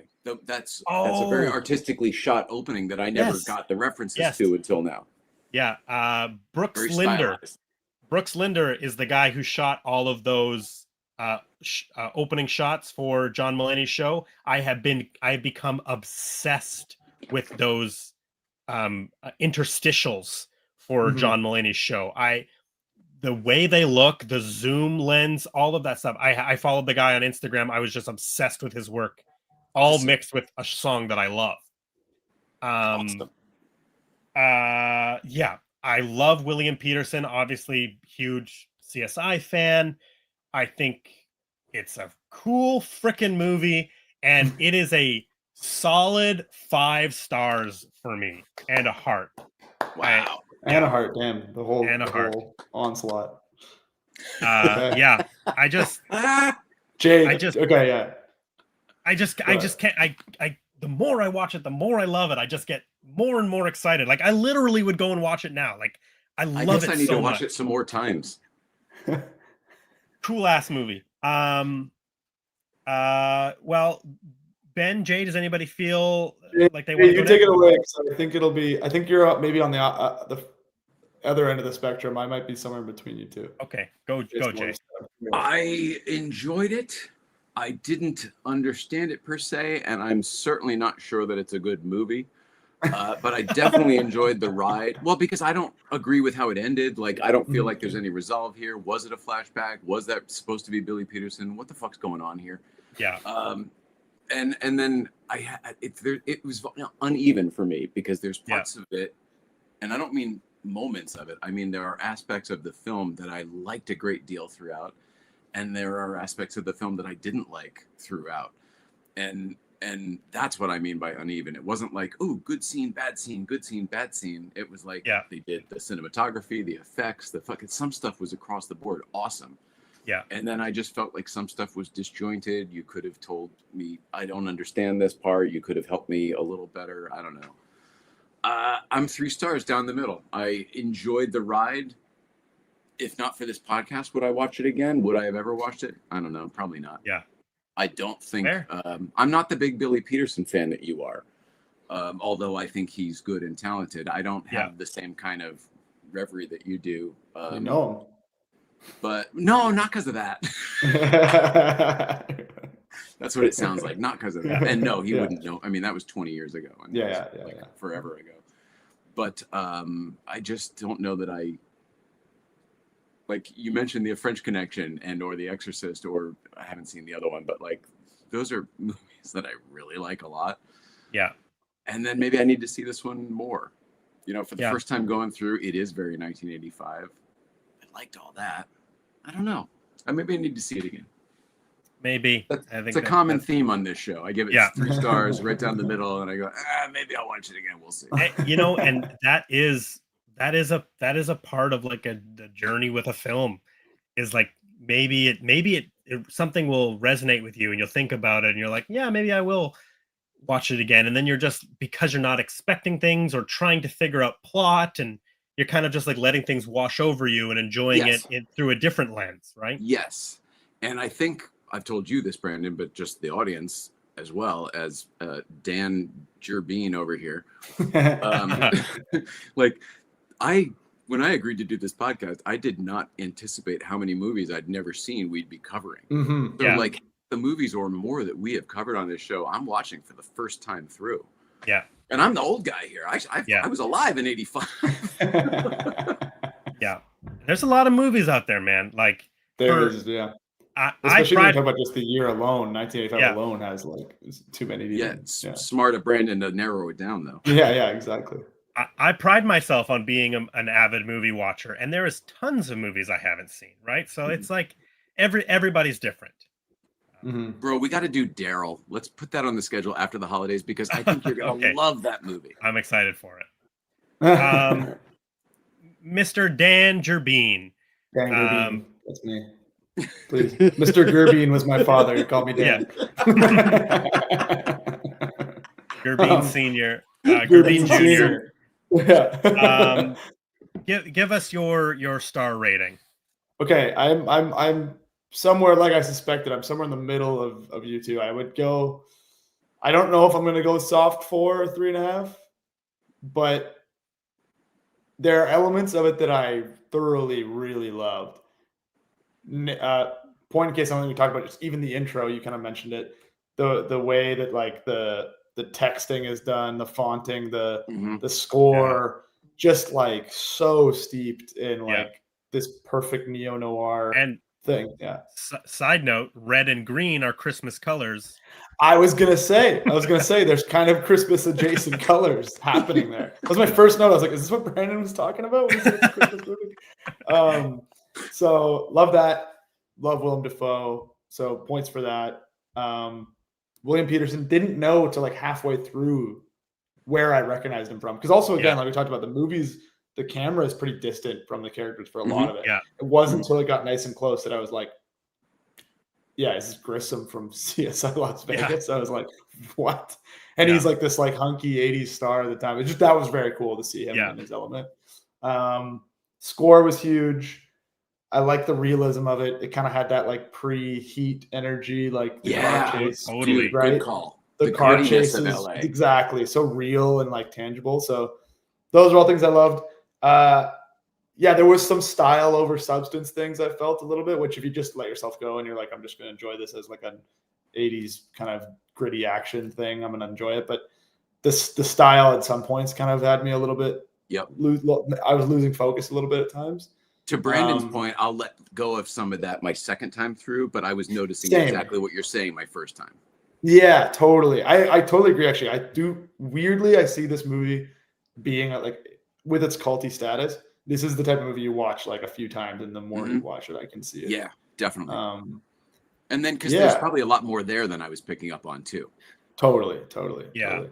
And I like the script. I like the twists and turns. I love how loved how they accidentally killed a guy on a sting operation. I thought that was super cool. I've never seen something like that. And Ira thinks he killed him, and Ira didn't kill him. The guy on the bridge killed him. Yeah, that's right. He did. He thought he shot him. Yeah. That was just that situation was so intense. The stakes were so high. So in terms of an action perspective, that was fucking awesome. As a Christmas movie, I don't know. I'm aware that it's a stretch. No, I'm just kidding. I just thought it would be fun to start the holiday season. It is, strictly speaking, a Christmas movie. It takes place over Christmas. Exactly. Yeah. It is a Christmas movie. So yeah, I was stoked on it. It was great. I mean, it was my second watch, I guess, but it felt like the first time in a lot of ways. So that all being said, are you a 3.5 or are you a 4? The guns in my head now. I'm so sorry, Brandon. I'm gonna lock in 3.5, but I am optimistic that it will be a 4 on the next watch. That's all good, man. You know, similar. Okay. Full disclosure. When I logged it on Letterboxd this time, my last rating was 4 stars. There you go. But I was like, you know what? I look forward to watching this movie every single year. And like I've said multiple times, like it just gets more and more fun to me. I just love everything about it. And it is kind of becoming one of my favorite movies because I'm just kind of obsessed with a lot of the little details and the music and all that stuff. So I did bump it up to the 5 because I was just like, I was just having so much fun. I was feeling good. I was having a good day, you know? Yep. That's great. So awesome. the very last thing I like to do here, Ben, is obviously you know Letterboxd. You're on Letterboxd. I am. One of my favorite things about Letterboxd is people rate and write their own reviews for movies. So whenever we do these, I like to pull a couple of Letterboxd reviews that I liked. Oh, nice. I'm just going to read a couple here. Sure. Mike says, I said, holy shit, out loud to myself 3 times, 4.5 stars. I had that in my notes. Holy shit, several times. Holy shit, that's a violent scene. Holy shit, that's a graphic sex scene. Holy shit. Vinny Sims says, 2 days to retirement? That's always a good sign. 4.5 stars. Yeah, I saw that one coming too. That's really funny. That's very true. Dylan says, between this and The French Connection, William Friedkin really is the master of this cop fucking sucks at his job genre. 4 stars. I like that he did that and gave it a 4-star review. That's funny. Anna says, frankly, William Peterson's jeans could have been tighter. 4.5 stars. Nice. And then Jordan says, I really like the part where they lived and then died in LA. 5 stars. That I love the cheeky comments with the high review. That's really awesome. Yeah, that's the best. Yeah. What is its overall rating on Letterboxd? You're the first person to ask that. You're a true here we go. LB bro, dude. I'm a deep LB bro, man. I love it. I guess I could have gone to my profile. It would be one of the last things I watched. Its overall is a 4.0. Okay, yeah. That checks out. That's where I think I would expect it to be. Yeah. Yeah. That's great. I mean, I think in the 4 range is on Letterboxd is. Oh yeah, that's solid. That's the range. That's solid. I mean, when you look at like highest rated films on Letterboxd, they're hitting 4.6, 4.7. Exactly. And those are like the mega. Those are the Godfathers. You know, like those are the peaks of cinema itself. So sitting at 4, that's comfy. It's a very sweet spot. I love that. Yeah, dude, thank you so much for doing the show. It means a lot to me. Dude, thank you, man. It's fun. Please, I'll do another one. Bring me back sometime. Everybody follow Dangerbean_55 on Instagram and TikTok. Check out his short film in the description below. The funny thing about losing socks. They are short film, man. You're imperative on that entire production. So. Sorry. No, dealing with that darn cat. Someone else's house. This was a lot of fun. Thank you for sticking out and being with us the whole night. I appreciate that. No, it was great conversation. Couldn't help Ben, it. I think I could watch a movie with you anytime. We seem pretty similar on our takes. Jay, I totally agree. Yeah, we do. We do. We're like, this is gonna be a 2v1 now every time. Yeah. The 3-star guys versus the 5-star guys. Please come back. Yeah, no, you guys are awesome. That was really fun, and I'm looking forward to watching what other 85 movies you guys are gonna. I'm very excited. We should nice actually segue. Say, we you know what's so funny is that I always have the movie with me to show what we're going to be doing next week, but I put out all my Christmas movies in the living room yesterday, and this movie went out to the living room and I forgot to pull it aside. But next week with our guest Oregon Goonie Dave Knight, we are going to be talking about Santa Claus the movie. Thank you, Jay. Nice. It's a true holiday film. Above the title, Santa Claus. I've never seen it. Directed by me neither. Directed by my friend Janos Vark, R.I.P. Director of Jaws 2. We'll be fully Supergirl. Christmas. Oh yeah. Also, some people may not know Somewhere in Time. A lot of people love Somewhere in Time. That was him as well. I really only know him from Jaws 2. I know of him for the first time, so I'm excited to delve into the. I'm sorry he won't be with us next week, but at least Oregonian Dave will be. Yes, great. Excited to check it out. Jay, where can people find you online? Thank you so much, Brandon. Please follow Porsche Life 111. That's on Instagram. The show we normally do when I'm back in LA every week on Tuesdays is called Late Night Playset. Please follow that too. It's on all the places. Right now I'm on the big USA Grand Tour sponsored by Mobile One. Still sounds crazy to me. Can't believe it. So honored. And I'm traveling all around the USA. So follow that Porsche Life 111 to see where we are. Still doing some videos on YouTube and stuff too while I'm out, just kind of experimenting here and there, but most of the stuff's on Instagram. So obviously follow a Blockbuster year as well. Yeah. Nice. Brandon, how about yourself? Yeah, Brandon, where do we find you? Follow a Blockbuster year on Instagram. Subscribe to the YouTube channel here. We're live every Wednesday at 6:00. Personally, you can follow BC DeLorean on Instagram and Facebook, where I do all the movie car stuff. And that's it. Thank you for watching. Thank you for being here. Thank you for listening and watching on the replay. And a big thank you to Ben. It honestly, dude, it's been so awesome to get to know you this last little bit. You too, man. We've had some fun times together, and I look forward to seeing what else we get up to. Ben, I missed it. I was in the other room. Are you Dangerbean on Instagram? Underscore 55. Thank you for the underscore. Yeah, Dangerbean underscore 55, which is my old gamer tag back in my. It's so funny. If you find me on Grand Theft Auto Online, which is very to live and die in LA adjacent. Yeah, it totally is. Yeah, absolutely. Yeah. All right, I just followed you right now. Thanks, man. Thanks, guys. Thank you. You guys are awesome. I'm gonna follow you from the show as well. Okay, I'll get you back. Thank you. Yeah. Julio. All right. Okay. Take care, everybody. Next week. Love everybody. Thanks for watching. Next week, Santa Claus the movie. Merry Christmas with Oregonian Dave. Oh, I forgot this. We got to do Happy holidays. Yeah. We got to do this again. All right. Good night, everybody.